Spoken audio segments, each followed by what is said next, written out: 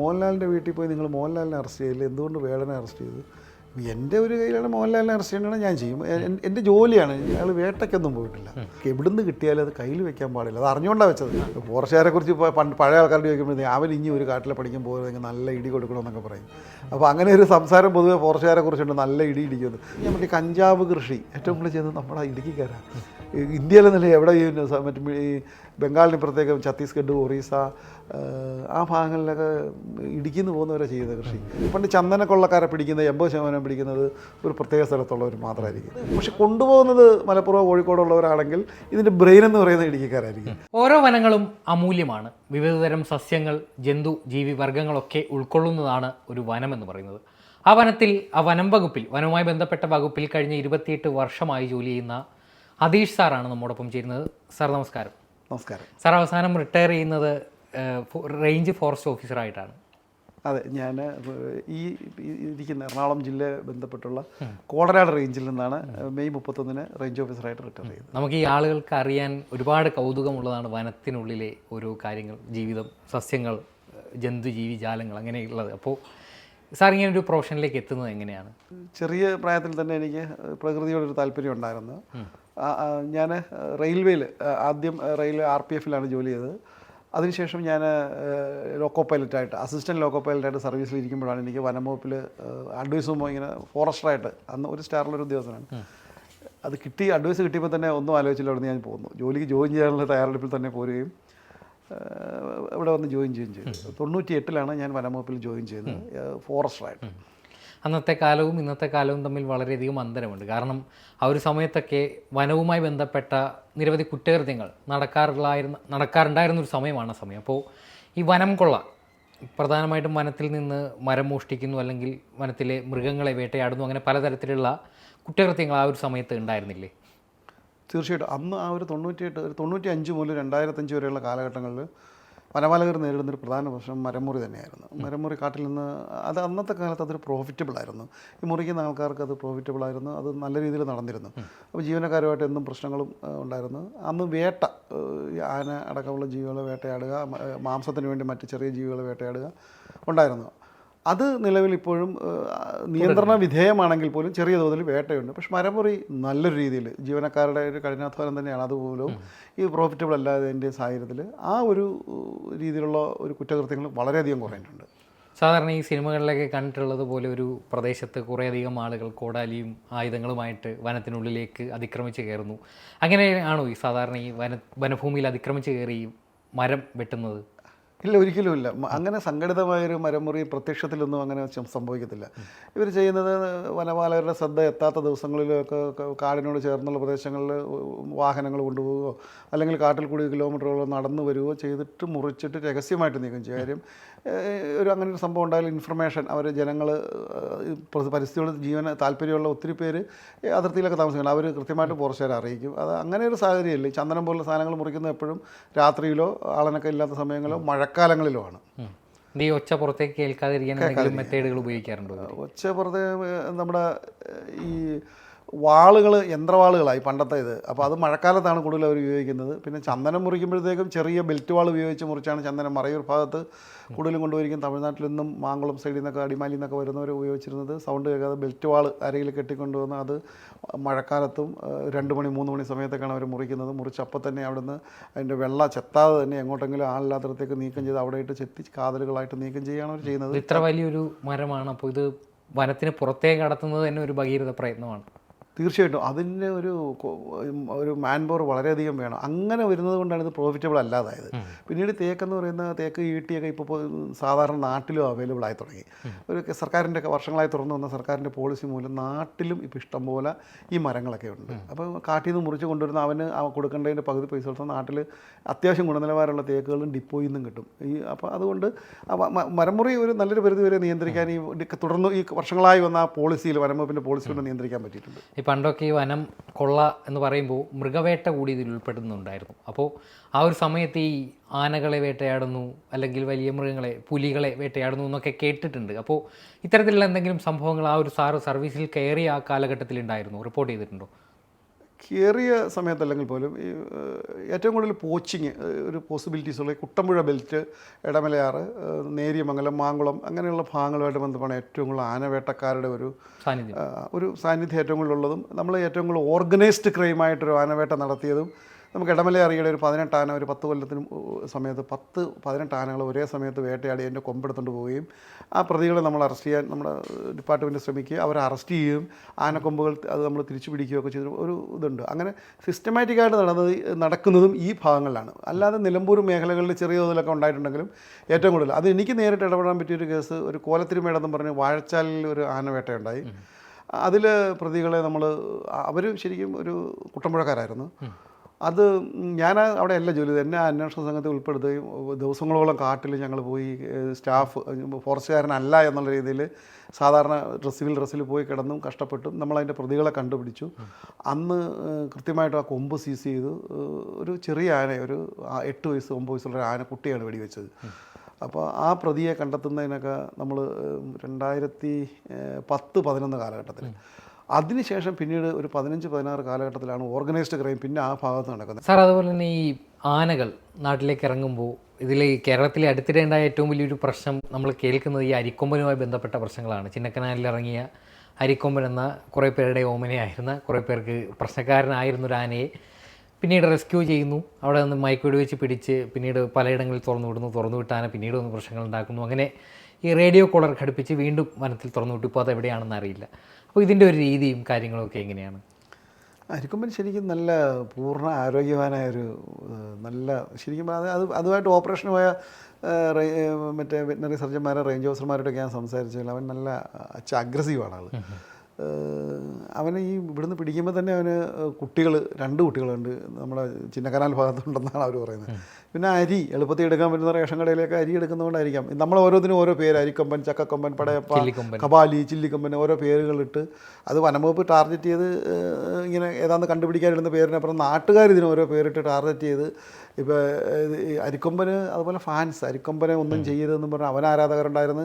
അവനെ അവിടുന്ന് റിമൂവ് ചെയ്യണമെന്ന് ചിന്നക്കനാലുകാർക്ക് നിർബന്ധം. അവർക്ക് ശല്യമായിരുന്നു. അവരുടെ കൃഷി നശിപ്പിക്കുന്നു, അവരുടെ വീടുകൾ നശിപ്പിക്കുന്നു, കടകൾ നശിപ്പിക്കുന്നു. അങ്ങനെ അവനെ മയക്കുവെടി വെച്ച് ദേവികുളത്തിൻ്റെ റേഞ്ച് ഓഫീസറൊക്കെ ഉള്ളവരും ചേർന്ന് ടാർഗറ്റ് ചെയ്ത് പിടിച്ചു. അവനെ കൂടെ തേക്കടിയിൽ ആദ്യം വിട്ടത്. തേക്കടിയിൽ മുല്ലക്കൊടിക്ക് ഇപ്പുറത്തൊരു സ്ഥലത്താണ് തുറന്നു വിട്ടു. അവൻ അവിടെ നിന്നിട്ട് തമിഴ്നാട് കയറി അവിടെ പ്രശ്നം ഉണ്ടാക്കിയപ്പോഴാണ് രണ്ടാമത് തമിഴ്നാട്ടുകാർ പിടിച്ച് തിരുനെൽവേലിക്ക് അപ്പുറത്തൊരു സ്ഥലത്ത് നമ്മുടെ പേപ്പാറ റിസർവിൻ്റെയും ആ ഭാഗത്തിൻ്റെ അപ്പുറത്തെ സൈഡ്, അഗസ്ത്യാർ കൂടത്തിൻ്റെ അപ്പുറത്തെ സൈഡിൽ അവൻ അവിടെ ഉണ്ട് സേഫായിട്ട് ആനക്കൂട്ടത്തിൽ കണ്ടതായിട്ട് നമ്മുടെ സ്റ്റാഫ് പലരും നമ്മുടെ ജീവനക്കാർ ഇൻ്റർ സ്റ്റേറ്റ് കോമ്പിങ്ങിന് പോകുമ്പോൾ കണ്ടതായിട്ടും ഇവനെ ലൊക്കേറ്റ് ചെയ്തിട്ടുണ്ട്. അവർക്കറിയാം. അവിടുത്തെ ജീവനക്കാരോട് സംസാരിച്ചപ്പോൾ ഇവൻ അവിടെ നല്ല അവിടെ ഇത് തന്നെ ആനക്കൂട്ടത്തിൽ രാജാവായിട്ട് പുള്ളിയാണ് രാജാവ്. വളരെ രസകരമായിട്ട് അവരുടെ കൂടെ ജീവിച്ചു പോകുന്നുണ്ട്. ഒരു അപകടം ഇല്ല എന്നുള്ളതാണ് നമുക്ക് പേഴ്സണലായിട്ടുള്ള ബന്ധങ്ങളിൽ നിന്ന് കിട്ടിയ വിവരമാണ്. അവന് കുഴപ്പമൊന്നുമില്ല. ഈ കോമ്പിങ് എന്ന് പറയുന്ന സംഭവം എങ്ങനെയാണ്? ഇൻ്റർ സ്റ്റേറ്റ് ഈ ബൗണ്ടറീസിലാണല്ലോ ഏറ്റവും കൂടുതൽ ഒഫൻസൊക്കെ നടക്കാൻ സാധ്യതയുള്ളത്. നമുക്ക് എത്തിപ്പെടാൻ പറ്റില്ല, അവർക്കും എത്തിപ്പെടാൻ പറ്റത്തില്ല. അപ്പോൾ ഈ 2 സ്റ്റേറ്റിലെയും ബൗണ്ടറിയിലുള്ള ഡിവിഷണൽ ഫോറസ്റ്റ് ഓഫീസർമാരും കൺസർവേറ്റർമാരും ഫ്രീക്വൻ്റ് ആയിട്ട് മീറ്റിംഗ് ഒക്കെ നടത്തി ഇന്ന ദിവസങ്ങൾ ഇവിടുന്ന് അവിടെ ചെല്ലുന്നു, അവിടുന്ന് ആ തമിഴ്നാട്ടിലെ ജീവനക്കാർ ഇവിടെ വരുന്നു, ആ ഭാഗം ഒരുമിച്ച് ഒരു കമ്പൈൻഡ് പെട്രോളിങ് സ്ഥലങ്ങളൊക്കെ പരിശോധിക്കുന്നു, ഒന്നുമില്ലെന്ന് ഉറപ്പ് വരുത്തുന്നു. അത് ഫ്രീക്വൻ്റ് ആയിട്ട് എല്ലാ തമിഴ്നാട് ഈ പറമ്പിക്കുളം, സൈലൻറ്റ് വാലി, മുതുമല, ബന്ദിപ്പൂരൊക്കെ ഉള്ള ബൗണ്ടറിയിലുള്ള ജീവനക്കാരുടെ മീറ്റിങ്ങുകൾ നടത്താറുണ്ട്. അത് നമ്മുടെ ഒരു ഇതാണ് നമ്മുടെ ഒരു പ്രവൃത്തിയുടെ ആ ഒരു സക്സസ് ഇതിന് വേണ്ടിയിട്ട് നമ്മുടെ എല്ലാ ഭാഗങ്ങളും ക്ലിയറാണെന്നും കഞ്ചാവ് കൃഷിയില്ല എന്നുള്ള അതൊരു പോളിസിയാണ് എല്ലാ സർക്കാരിൻ്റെ. ഇൻ്റർ സ്റ്റേറ്റ് ബൗണ്ടറി, ഇൻ്റർ ഡിവിഷൻ ബൗണ്ടറി, ഇൻ്റർ റേഞ്ച് ബൗണ്ടറി ഒക്കെ ക്ലിയർ ചെയ്ത് വെക്കുക എന്നുള്ളത്. സാർ, ഇങ്ങനെ കേരളത്തിൻ്റെ വനാതിർത്തികളിൽ ഇത്തരത്തിലുള്ള കാര്യങ്ങൾ നടക്കുമ്പോൾ നമ്മുടെ തൊട്ട അയൽ സംസ്ഥാനമായ തമിഴ്നാട്ടിലും ഇത്തരത്തിലുള്ള ക്രൈമുകളൊക്കെ നടക്കുന്നില്ലേ വനങ്ങളിൽ? തീർച്ചയായിട്ടും. ഞാൻ നോക്കിയിട്ട് ഈ മാനേജ്മെൻറ്റ് കോൺഫ്ലിക്റ്റ് അത്ര പ്രശ്നമാണ്. അവിടെ അവരുടെ മാനേജ്മെൻറ്റിൻ്റെയാണ്, ജനങ്ങളുടെ മാനേജ്മെൻറ്റാണ് എന്താ തരത്തില്ല. ഏറ്റവും കൂടുതൽ വാൽപ്പാറയിൽ അല്ലെങ്കിൽ ഉടുമൽപേട്ട, നിലമ്പൂരിൽ നിന്ന് കയറി ചെല്ലുന്ന ഗൂഡല്ലൂർ ആ ഭാഗത്തൊക്കെ ആന നമ്മുടെ ഇതിനേക്കാളും കൂടുതൽ അപകടം. പക്ഷേ ഇതുപോലെ ഓറിയ ഒരു ഭയങ്കരമായിട്ട് ആ ജനക്കൂട്ടം ചേർന്ന് ഇതാണ് കേരളത്തിലെ പ്രശ്നം എന്നുള്ള രീതിയിലേക്ക് ഒരു നരേറ്റീവ് സൃഷ്ടിക്കാൻ ശ്രമിക്കുന്നു കേരളത്തിൽ വ്യാപകമായിട്ടുണ്ട്. അതിൽ മീഡിയയും ഒക്കെ വളരെയധികം ഒന്ന് രാഷ്ട്രീയ താല്പര്യങ്ങൾ തീർച്ചയായിട്ടും ഉണ്ട്. അങ്ങനെ ഒരു ഇത് വനത്തിലെ ജീവനക്കാരാണ് പ്രശ്നക്കാർ, ഫോറസ്റ്റുകാർക്കെതിരെയാണ് എല്ലാവരും തിരിയുന്നത്. നമ്മുടെ ആ ജീവനക്കാർ പരിമിതികളിൽ നിന്ന് ചെയ്യാവുന്ന മുഴുവൻ കാര്യങ്ങളും ജീവനക്കാർ, ഒരാൾ എത്രയോ ജീവനക്കാർ ഉറങ്ങാതെ പണിയെടുത്തിട്ടാണ്. ഒരു പാമ്പിൻ്റെ ജസ്റ്റ് നിങ്ങളിപ്പോൾ ഒരു കോൾ ഒരു സർപ്പായാലും ഇവിടെ ഒരു പാമ്പുണ്ടെന്ന് പറഞ്ഞാൽ അരമണിക്കൂർ ഇവിടെ ആൾ വരും, ഇല്ല 15 മിനിറ്റിനുള്ളിൽ ആൾ വരും, തൊട്ടടുത്തുണ്ടെങ്കിൽ 5 മിനിറ്റിനുള്ളിൽ വരും. അത്ര സിസ്റ്റമാറ്റിക് ആയിട്ടാണ് ഈ ജീവനക്കാരെല്ലാം പണിയെടുക്കുന്നത്. അപ്പോൾ ഈ ഒരു മാനേജ്മെൻറ്റ് കോൺഫ്ലിക്റ്റ് എന്ന് പറയുന്നത് ഈ മറ്റേ ഭൂകമ്പം അല്ലെങ്കിൽ വെള്ളപ്പൊക്കം ഇടിമിന്നൽ പോലത്തെ ഒരു ദുരന്തമാണ്, പ്രകൃതി ദുരന്തമാണ് ആന ഇറങ്ങുക എന്ന് പറയുന്നത്. അല്ലാതെ ഈ ഭക്ഷണം ഇല്ലാതെ വരുമ്പോഴത്തേക്കും ഉണ്ടാകുന്നൊരു പ്രകൃതിയായിട്ട് ബന്ധപ്പെട്ടൊരു പ്രശ്നം മാത്രമായിട്ടാണെന്ന് ഈ സർക്കാരുകൾക്ക് ബോധ്യമുള്ളതുകൊണ്ടാണ് ആ ദുരന്തത്തിൻ്റെ ഭാഗമായിട്ട് ഇതിനെ പ്രഖ്യാപിച്ചിട്ടുണ്ട്. പക്ഷെ അത് ഈ ബൗണ്ടറിയിൽ താമസിക്കുന്ന ജീവനക്കാരത് വനംവകുപ്പുകാരുടെ മാത്രം കുറ്റമായിട്ട് കണ്ടുകൊണ്ട് അവർക്ക് നേരെ തിരിയുകയും ആക്രമിക്കുകയും മോശമായ നിലപാട് സ്വീകരിക്കുക. അതിന് രാഷ്ട്രീയക്കാർക്ക് നോക്കുമ്പോൾ മൃഗങ്ങൾക്ക് വോട്ടില്ല, ഫോറസ്റ്റുകാരൻ്റെ വോട്ട് അവർക്ക് വേണ്ട. പിന്നെ ജനങ്ങൾ അതിർത്തിയിൽ താമസിക്കുന്ന കർഷകർ, കുടിയേറ്റക്കാർ, കർഷകർ, റിസോർട്ട് മാഫിയ, കഞ്ചാവ് മാഫിയ, അവരുടെയൊക്കെ സപ്പോർട്ട് മതി. അവരെ സപ്പോർട്ട് ചെയ്തേ രാഷ്ട്രീയക്കാർ നിൽക്കത്തുള്ളൂ. ഫോറസ്റ്റുകാർ പറയുന്നതിന് യാതൊരു ഇതും അവർ കൊടുക്കുന്നില്ല. ഈ ജീവനക്കാരൊക്കെ തലപ്പത്തുള്ള ചീഫ് ഡിപ്പാർട്ട്മെൻറ്റിൻ്റെ ഹെഡ് തൊട്ട് താഴെയുള്ളവർക്കെല്ലാം സംരക്ഷണത്തിൻ്റെ കാര്യത്തിൽ ഒറ്റ സ്വരമേ ഉള്ളൂ. കാട് പോരുത്, മരങ്ങൾക്കൊന്നും കുഴപ്പം വരും, മൃഗങ്ങൾക്ക് പറ്റരുത്, അത് മുകളിൽ തൊട്ട് താഴെ എല്ലാവരും ഇതാണ്. പക്ഷേ ഞങ്ങൾ കാലാകാലങ്ങളിൽ വരുന്ന മിനിസ്ട്രിയുടെ പോളിസിക്കനുസരിച്ച് ഞങ്ങൾ ഫ്ലെക്സിബിൾ ആകേണ്ടി വരിക. ഈ ജനങ്ങൾ പറയുന്നതാണ് ശരിയെന്ന് പറയേണ്ട സ്ഥിതിയിലേക്ക് ഞങ്ങളുടെ ഓഫീസർമാരും എത്തുക. അല്ലാതെ വേറെ മാർഗ്ഗമില്ല, ഗതികേടാണത്. എല്ലാം ഇപ്പോൾ ഭരണഘടനയിൽ മനുഷ്യന് മാത്രമായിട്ട് പ്രത്യേകിച്ച് പറയുന്നില്ല. ഭരണഘടന പറയുന്നുണ്ട് ഈ നാട്ടിലെ ജീവികളും ജീവജാലങ്ങൾക്കും എല്ലാം തുല്യ അവകാശങ്ങളുണ്ട്. അത് ജനപ്രതിനിധികൾ പോലും പറഞ്ഞു, അതൊക്കെ പറയും വോട്ട് ജനങ്ങൾക്കാണല്ലോ, അവർ പറയുന്നതിനാണ് അവർക്കാണ് സുരക്ഷ കൊടുക്കേണ്ടത്. ശരിയാണ്, മൃഗങ്ങൾ ഇറങ്ങുന്നതിന് ഈ രീതിയിൽ കണ്ടുകൊണ്ടുള്ളൊരു പരിഹാരം വേണം. അതായത് പ്രകൃതി ദുരന്തം എന്നുള്ള കൺസെപ്റ്റിൽ കണ്ടുള്ള പരിഹാരങ്ങളാണ് കണ്ടെത്തുന്നത്. സാർ, ഈ തമിഴ്നാടിനോട് അതിർത്തി പങ്കിടുന്ന സ്ഥലങ്ങളിൽ നമുക്ക് വാച്ച് ടവർ ഉണ്ടെന്ന് പറയുന്നില്ലേ? അപ്പോൾ ഈ വാച്ച് ടവറിൽ നിന്ന് തമിഴ്നാട്ടിൻ്റെ വനം വകുപ്പിൻ്റെ പരിധിയിൽ വരുന്ന കുറ്റകൃത്യങ്ങളൊക്കെ നമ്മൾ അവിടേക്ക് റിപ്പോർട്ട് ചെയ്യാൻ ശ്രമിക്കാറുണ്ട്. അപ്പോൾ അവിടെ നടക്കുന്ന ക്രൈമുകൾ പ്രധാനമായിട്ടും ഇപ്പോഴും ഈ പോച്ചിങ്ങൊക്കെ തമിഴ്നാട്ടിലെ വനപ്രദേശങ്ങളിൽ നടക്കുന്നുണ്ടോ? എനിക്ക് തമിഴ്നാട്ടിലെ വനത്തിനുള്ളിലെ പോച്ചിങ് കമ്പാരിറ്റീവ്ലി കുറവാണെന്നാണ് കാണുന്നത്. അത് അങ്ങനെ ഞാൻ പറ്റി കഞ്ചാവ് കൃഷി ഏറ്റവും കൂടുതൽ ചെയ്യുന്നത് നമ്മുടെ ഇടുക്കിക്കാരാണ്. ഇന്ത്യയിലെ നില എവിടെ മറ്റു ഈ ബംഗാളിന് പ്രത്യേകം ഛത്തീസ്ഗഡ്, ഒറീസ ആ ഭാഗങ്ങളിലൊക്കെ ഇടുക്കിയിൽ നിന്ന് പോകുന്നവരെ ചെയ്യുന്ന കൃഷി. ആ വേട്ടയെ മിക്കവാറും ഒക്കെ പണ്ട് ചന്ദനക്കൊള്ളക്കാരെ പിടിക്കുന്നത് 80% പിടിക്കുന്നത് ഒരു പ്രത്യേക സ്ഥലത്തുള്ളവർ മാത്രമായിരിക്കും. ഞാൻ മറയൂർ, കാന്തല്ലൂരൊക്കെ ജോലി ചെയ്തിട്ടുള്ള ആ ഭാഗത്തുള്ളവർ തന്നെ, പുറത്തുനിന്ന് ഇല്ല. പിന്നെ അത് പക്ഷെ കൊണ്ടുപോകുന്നത് മലപ്പുറം, കോഴിക്കോടുള്ളവരാണെങ്കിൽ ഇത് മരം മുറിക്കാൻ വരുന്നത് ഒന്നല്ലേ അതിൻ്റെ കോറായിട്ടുള്ള ആൾ ഇടുക്കിക്കാരനായിരിക്കും. അവൻ തമിഴ്നാട്ടിൽ നിന്നൊക്കെ പണിക്കാരെ കൊണ്ടുവന്ന് ചെയ്യിച്ചാൽ പോലും ഇതിൻ്റെ ബ്രെയിൻ എന്ന് പറയുന്നത് ഇടുക്കിക്കാരായിരിക്കും. അതുപോലെ ഒരു ഇതുണ്ട് തമിഴ്നാട്ടിലും. എനിക്ക് നല്ലൊരു ശതമാനം അങ്ങനെ തന്നെ. അല്ലാത്ത സ്ഥലങ്ങളിൽ പോച്ചിങ്ങുള്ളതായിട്ട് റിപ്പോർട്ട് വരാറില്ല, നമ്മൾ കണ്ടിട്ടില്ല. വളരെ ലിമിറ്റഡ് ആണ് ആ ഓഫൻസ്. ഈ മറയൂരിൽ എന്ന് പറയുമ്പോൾ ചന്ദന മരങ്ങളാണ്. അപ്പോൾ ഈ ഇത് കേന്ദ്രീകരിച്ച് സിനിമകളൊക്കെ ഇറങ്ങുന്നുണ്ട് മറയൂരിലെ ചന്ദനക്കൊള്ള. അപ്പോൾ ഇങ്ങനെ എന്തെങ്കിലും ചന്ദനക്കൊള്ള റിപ്പോർട്ട് ചെയ്ത സംഭവങ്ങൾ സാർ അന്വേഷിക്കാൻ പോയിട്ടുണ്ടോ? ചന്ദനം മുൻകാലങ്ങളിൽ ഉപേക്ഷിച്ച് ചന്ദന മരമുറി കുറഞ്ഞു. ഈ അവിടെ 2 റേഞ്ചാണുള്ളത്. പണ്ട് ഇതൊരു മൂന്നാർ ഡിവിഷൻ്റെ കീഴിലെ ഒരു റേഞ്ച് മാത്രമായിരുന്നു. പിന്നെ അത് മാറ്റി സംരക്ഷണത്തിൻ്റെ ഭാഗമായിട്ട് മറയൂർ സാൻഡൽ ഡിവിഷൻ എന്നൊരു ഡിവിഷൻ രൂപീകരിച്ചു. അതിൽ 2 റേഞ്ചുകൾ, മറയൂർ റേഞ്ചും കാന്തല്ലൂർ റേഞ്ചും, ഇങ്ങനെ 2 റേഞ്ചാക്കി. അത് 2 സ്റ്റേഷനാക്കി, 4 സ്റ്റേഷൻ, പിന്നെ സ്റ്റാഫ് ഡിവിഷൻ, അങ്ങനെ ഇൻഫ്രാസ്ട്രക്ചറുകൾ കൂട്ടി. പിന്നീട് ഈ ചന്ദനത്തിൻ്റെ കാടുകൾക്ക് ചുറ്റും നെറ്റ് കെട്ടി, ഭയങ്കര വലയ വെച്ചു. അത് മുറിച്ച് കയറുക എന്നൊക്കെ പറഞ്ഞാൽ പ്രാക്ടിക്കലി കുറച്ച് ബുദ്ധിമുട്ടാണ്. അത് അങ്ങനെയുള്ള അല്ലാതുള്ളത് ഈ വണ്ണാന്തറ എന്ന് പറയുന്ന റിസർവിൽ ഉള്ളിൽ അങ്ങ് വെളിയിൽ നിന്ന് തമിഴ്നാട്ടിൽ നിന്നും ഒക്കെ ആൾ വരും. അവർ വന്ന് മുറിക്കുന്ന ഉള്ള പ്രശ്നങ്ങളും മാത്രമാണ് പ്രശ്നം. ബട്ട് ഞാൻ 2001-2002 അവിടെ ഞാൻ 2003 അവിടെ ജോലി ചെയ്തിട്ടുണ്ട്. അന്നത്തേനേക്കാൾ ഉപരി ഇപ്പോൾ ഇൻഫ്രാസ്ട്രക്ചറുകൾ വർദ്ധിച്ചു. വാഹനങ്ങൾ, വാക്കി ടോക്കി, വയർലെസ്, സ്റ്റാഫിന് ഭക്ഷണം, നല്ല താമസ സൗകര്യം, 5 ദിവസം 5 ദിവസം വീട്ടിൽ പോകാം. അങ്ങനെ ഒത്തിരി ഇത് കൊടുത്തപ്പോൾ അവിടെ ജോലി ചെയ്യാനും അവിടെ ജോലി ചെയ്തവൻ അതിന് ശേഷം അവൻ എവിടെ ചോദിച്ചാലും കൊടുക്കണം. അങ്ങനെ കുറേ സൗകര്യങ്ങളൊക്കെ കൊടുത്ത് ജീവനക്കാർ കഷ്ടപ്പെടാൻ തുടങ്ങിയപ്പോൾ മരമുറി വളരെ കുറഞ്ഞു. ചന്ദനം ഉണ്ട്, നന്നായിട്ട് പ്രൊട്ടക്റ്റ് ചെയ്യപ്പെടുന്നുണ്ട്. അത് ആ ഓരോ സർക്കാരിൻ്റെയും ഇതാണ്. അത് നന്നായിട്ട് പ്രൊട്ടക്റ്റ് ചെയ്യണമെന്ന് തോന്നിയത് 2010-ലോ 2015-ലോ എന്നൊരു കാലയളവിൽ അതൊരു ഡിവിഷനാക്കി. അങ്ങനെ ഇൻഫ്രാസ്ട്രക്ചറുകൾ, വാഹനങ്ങൾ, ഇഷ്ടംപോലെ വാഹനങ്ങൾ, കേരളത്തിൽ എന്ത് ഫണ്ട് വന്നാലും മറയൂറുകാർക്ക് പ്രയോറിറ്റി കൊടുക്കണമെന്നുള്ള ഒരു പോളിസി സർക്കാർ എടുക്കാൻ തുടങ്ങിയതിനെ തുടർന്ന് ഇപ്പോൾ വലിയ കുഴപ്പങ്ങളില്ല. പക്ഷേ ഇപ്പോൾ ഉള്ള പ്രശ്നം അവിടെ ഇത് തന്നെ, ഈ മാനേജ്മെൻറ്റ് കോൺഫ്ലിക്റ്റ്. ആന കാന്തല്ലൂർ ടൗണിൽ ഇറങ്ങാൻ തുടങ്ങി. അതാണ് ഇപ്പോൾ അവർ നേടുന്നത്. പക്ഷേ കരിമ്പുകൾ നശിപ്പിക്കുന്നു. കരിമ്പ് ആനയുടെ ഒരു വീക്ക്നെസ്സാണ്. കരിമ്പ് ചോളമൊക്കെ ഉള്ളിടത്ത് ആന ഇറങ്ങുന്ന നിരന്തര പ്രശ്നങ്ങൾ ഈ ശർക്കര ഉണ്ടാക്കുന്ന സ്ഥലങ്ങളിൽ വരിക പ്രശ്നമുണ്ട്. ആ ഒരു പ്രശ്നങ്ങളാണ് ഇപ്പം നിലവിൽ ഞാൻ പറഞ്ഞില്ലേ, ഈ മരമുറി എന്നുള്ളതിന് ഉപരിയായിട്ട് മാനേജ്മെൻറ്റ് കോൺഫ്ലിക്റ്റാണ് വനംവകുപ്പും ഞങ്ങളും നമ്മളപ്പോൾ ഇൻഫ്രിഞ്ചിൽ താമസിക്കുന്നവർക്കൊക്കെ വരുന്ന പ്രശ്നം അതാണ്. സാർ, നാട്ടിലേക്ക് ഇറങ്ങുന്ന ആനകൾ നാട്ടിലെ ആളുകളുമായിട്ട് ഒരു ബോണ്ടിൽ പോകുന്ന സാഹചര്യങ്ങളൊക്കെ ഉണ്ടായിട്ടുണ്ട്. ഇപ്പോൾ നെല്ലിയാമ്പതിയിലൊരു ആന ഉണ്ടായിരുന്നു, ഇപ്പോൾ അടുത്തിടെ ഒരു പുഴയിൽ ഒഴുക്കിൽപ്പെട്ട് മരിച്ചു എന്ന്. അപ്പോൾ ഈ നെല്ലിയാമ്പതിയിൽ ഇത്തരത്തിലുള്ള നെല്ലിയാമ്പതിയിലെ വന്യജീവി സമ്പത്തൊക്കെ എങ്ങനെയാണ് സാർ അവിടെ ജോലി? നെല്ലിയാമ്പതി നന്നായിട്ട് ഇതുള്ളതാണ്. ഏറ്റവും കൂടുതൽ ഈ നമ്മുടെ ഇതുണ്ടല്ലോ വേഴാമ്പൽ, ഏറ്റവും കൂടുതലുള്ള തേക്കടിയും നെല്ലിയാമ്പതിയും പറമ്പിക്കുളമാണ് ഏറ്റവും കൂടുതൽ വേഴാമ്പലിനെ കണ്ടെത്തിയിരിക്കുന്ന സ്ഥലങ്ങൾ. ഈ നെല്ലിയാമ്പതിയുടെ ഒരു ബൗണ്ടറിയിലാണ് സൈലൻറ്റ് വാലി നാഷണൽ പാർക്ക്. അപ്പോൾ അതിൻ്റെ ആ ഒരു പ്രത്യേകതയും ആ ഒരു ഇതും ആ റിസർവിൻ്റെ ആ ഡെൻസിറ്റി അതിനോട് ചേർന്ന് വരുന്ന സ്ഥലങ്ങളെല്ലാം നല്ല റിസർവ് ഉള്ള സ്ഥലമാണ്. നെല്ലിയാമ്പതിയിൽ പൊതുവേ ജനവാസ മേഖല കുറവാണ്. ആ നെല്ലിയാമ്പതി എന്ന് പറയുന്ന സ്ഥലങ്ങളിൽ കുറച്ച് തോട്ടം തൊഴിലാളികളും കുറച്ച് ആ ഓറഞ്ച് തോട്ടത്തിലൂടെ എന്ന് വെച്ചാൽ ജനങ്ങൾ. അപ്പോൾ അവർ ഈ മൃഗങ്ങളുമായിട്ട് പൊരുത്തപ്പെട്ട് പോകണമുണ്ട്. മാനേജ്മെൻറ്റ് കോൺഫ്ലിക്റ്റിൻ്റെ ഇഷ്യൂസ് ഇവിടെയും കടുവയും പുലിയൊക്കെ ഉണ്ട്, എല്ലാം ഉണ്ട്. കടുവ ഇഷ്ടംപോലെ, പുലിയുണ്ട്. അവരത് മാനേജ് ചെയ്യും. ആ ജനങ്ങൾ അവരുമായിട്ട് ഇടപഴകിയത്. ഇപ്പോൾ മൂന്നാർ പടയപ്പ ഉണ്ടെങ്കിൽ അവരതുമായിട്ട് ഇടപഴകി ചെറിയ ചെറിയ പ്രശ്നങ്ങളിൽ അവരൊക്കെ സഹിക്കും, അതുമായിട്ട് പൊരുത്തപ്പെട്ട് പോകുന്നുണ്ട്. പക്ഷേ അത് നേരെ തിരിച്ച് നമ്മുടെ ടൗൺ ഇപ്പോൾ എറണാകുളം കുട്ടമ്പുഴ ആ ഭാഗത്തുള്ളവർ അങ്ങനെ പൊരുത്തപ്പെടുന്നില്ല. ബട്ട് മൂന്നാറും ഈ ഭാഗങ്ങളിലെ നെല്ലിയാമ്പതിയിലുമൊക്കെ ഇതേ ആനകളും കടുവയും കാട്ടുപോത്തൊക്കെ ഉണ്ട്. അവിടെ ഇഷ്യൂസ് ഉണ്ടാകാറുണ്ട്. ബട്ട് കൂടുതലും ടൂറിസ്റ്റുകൾ കയറി പോകുമ്പോഴാണ് ഇഷ്യൂ ഉണ്ടാകുന്നത്. അവർ അവിടെയുള്ളവരല്ലാത്ത കൊണ്ട് ആ വരുന്ന വഴിക്കുള്ള ഇഷ്യൂസാണ് വലുതാക്കി കാണിക്കുന്നത്. ഇതിൽ നമ്മൾ ഈ ചിത്രീകരിക്കപ്പെടുന്നതാണ് പ്രശ്നം, കൂടുതൽ ഇഷ്യൂ ഉണ്ട് എന്നുള്ളത്. സാറേ, കാട്ടിലെ മൃഗങ്ങൾക്കെല്ലാം കണക്കുണ്ടെന്ന്, അത് അത്ര പ്രായോഗികമല്ലെങ്കിലും ഒരു കണക്കുണ്ട്, ഈ കടുവകൾക്കാണെങ്കിലും ആനകൾക്കാണെങ്കിലും.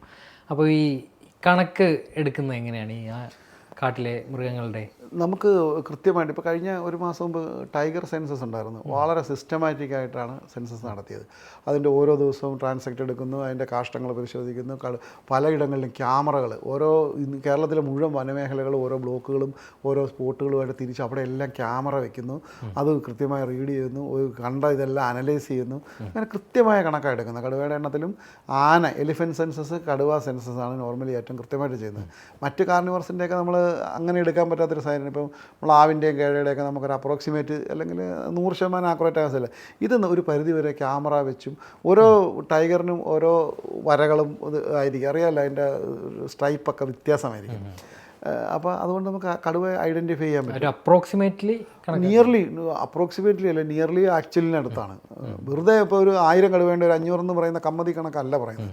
1000 കൊണ്ട് ഒരു 900-നും 1200-നും ഇടയ്ക്കുള്ളത് കിട്ടും, നിയർലി കറക്റ്റ്. പക്ഷെ അത്ര ശാസ്ത്രീയമായിട്ട് എല്ലാവർക്കും സ്റ്റാഫിനൊക്കെ കൃത്യമായ ട്രെയിനിങ്, അവർ കാട്ടിപ്പോയി ഇത്ര ദിവസം നിൽക്കണം, അവർക്കുള്ള ഫുഡ്, റേഷൻ, സ്കെയില്, ടേപ്പ്, അങ്ങനെ എല്ലാം കൊടുത്ത് ശാസ്ത്രീയമായിട്ട് തന്നെയാണ് ചെയ്യുന്നത്. അതിന് മേളിൽ നിന്നുള്ള സയൻറ്റിസ്റ്റുകളുടെയൊക്കെ ഡയറക്ഷനുണ്ട്. അപ്പോൾ ഒരു കമ്മതി കണക്കല്ല, കൃത്യമായിട്ടാണ് എടുക്കുന്നത്. എടുക്കുന്ന കണക്ക് കറക്റ്റായിരിക്കും, പുറത്തേക്ക് വിടുന്നത് അതാണോ എന്ന് എനിക്കറിയാം. സാർ, അതുപോലെ തന്നെ വനത്തിനുള്ളിലെ മൃഗങ്ങളുടെ കാര്യങ്ങൾ, ഈ ആനക്കൊമ്പ്, പുലിപ്പല്ല്, ഇതുമായി ബന്ധപ്പെട്ട വിവാദങ്ങളൊക്കെ അടുത്തിടെ കേരളം കേട്ടതാണ്. ഇപ്പോൾ മോഹൻലാലിൻ്റെ വീട്ടിൽ ഒരു ആനക്കൊമ്പ് സൂക്ഷിച്ചതുമായി ബന്ധപ്പെട്ടൊരു വിവാദമുണ്ടായിരുന്നു. അതോടൊപ്പം വേടൻ്റെ വീട്ടിൽ നിന്ന് വേടൻ്റെ മാല, പുലിപ്പല്ല് പിടിച്ചെടുത്തു. ആ കേസ് അന്വേഷിച്ചത് സാറാണ്. അപ്പോൾ അതുമായി ബന്ധപ്പെട്ട കാര്യങ്ങളിൽ ഈ പൊതുജനം ഈ വന്യ സമ്പത്ത് കൈവശം വെക്കുമ്പോൾ അതിൽ ശ്രദ്ധിക്കേണ്ട കാര്യങ്ങൾ, അല്ലെങ്കിൽ ഈ വിഷയങ്ങളിലൊക്കെ ഉണ്ടായ കാര്യം എന്തായിരിക്കും? തീർച്ചയായിട്ടും ഈ വേടൻ്റെ കേസിൽ അയാളുടെ വീട് പോലീസ് ഡിപ്പാർട്ട്മെൻറ്റ് ഒന്ന് റെയ്ഡ് ചെയ്യുന്നു. അപ്പോൾ വേടനെ എൻ്റെ ആ വിഷയത്തിൽ ഒരു ആഴ്ച മുമ്പ് തന്നെ ഫോറസ്റ്റ് ഇൻ്റലിജൻസിന് ആരോ വിവരം കൊടുത്തിരുന്നു അവൻ്റെ കഴുത്തിൽ കിടക്കുന്നത് ഇതാണെന്ന്. അപ്പോൾ ആ ഒരു അന്വേഷണം നടന്നുകൊണ്ടിരിക്കുന്നതാണ്. ആ വിഷയമൊക്കെ മന്ത്രി ചാനലിലൂടെ പറയുന്നുണ്ട്, അന്വേഷണം ഞങ്ങൾ നടത്തിക്കൊണ്ടിരിക്കുകയായിരുന്നു. അപ്പോൾ തൃപ്പൂണിത്തുറയിലെ SHO CI ആണ് ഇയാളെ അറസ്റ്റ് ചെയ്യുന്നത്.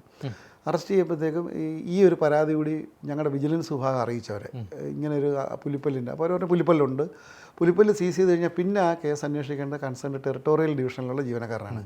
അപ്പോൾ എന്നെ അറിയിക്കാം, ഞാൻ ഉച്ചക്ക് ഒരു ഊണ് കഴിച്ചു കഴിഞ്ഞാൽ എന്നെ അറിയിക്കുന്നത്. ഞാൻ അവിടെ ചെല്ലുമ്പോൾ അയാളുടെ കഴുത്തിൽ ഇതുണ്ട്. പോലീസുകാരിൽ നിന്ന് ഞാനത് ഏറ്റുവാങ്ങി. അപ്പോൾ നോർമലി അത് അപ്പോൾ അന്ന് ഉയർന്നു വന്ന ചോദ്യങ്ങളാണ്, മോഹൻലാലിൻ്റെ വീട്ടിൽ പോയി നിങ്ങൾ മോഹൻലാലിനെ അറസ്റ്റ് ചെയ്തില്ല, എന്തുകൊണ്ട് വേടനെ അറസ്റ്റ് ചെയ്തു, എൻ്റെ ഒരു കയ്യിലാണ് മോഹൻലാലിനെ അറസ്റ്റ് ചെയ്യണമെങ്കിൽ ഞാൻ ചെയ്യും. എൻ്റെ ജോലിയാണ്.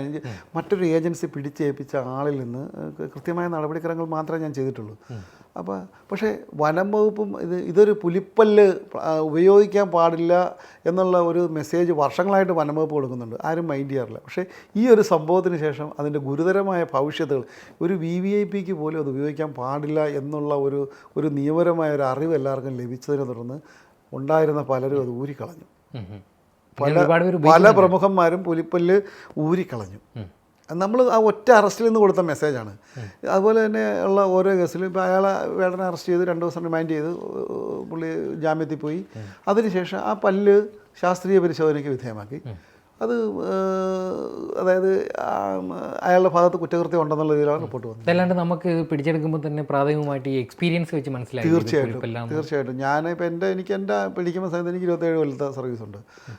പുല്ലിയുടെ പല്ലും കടുവാടെ പല്ലും ജീവികളുടെയൊക്കെ നമ്മൾ കണ്ട് എക്സ്പീരിയൻസ് ചെയ്യുന്ന ഒരു മരത്തിൻ്റെ കാട്ടിൽ നിന്ന് മുറിച്ചതാണ്, നാട്ടിലുള്ളതാണ്, അല്ലെങ്കിൽ അതിൻ്റെ അറപ്പ് പഴക്കം, അല്ലെങ്കിൽ സ്പീഷീസ്, ഇതുപോലുള്ള കാര്യങ്ങളിൽ ഞാൻ ഓതറൈസ്ഡ് ഓഫീസറാണ്. എനിക്ക് എക്സ്പീരിയൻസ് ഉണ്ട്. എൻ്റെ എക്സ്പീരിയൻസിന് കോടതിക്ക് വെച്ചേ പറ്റൂ.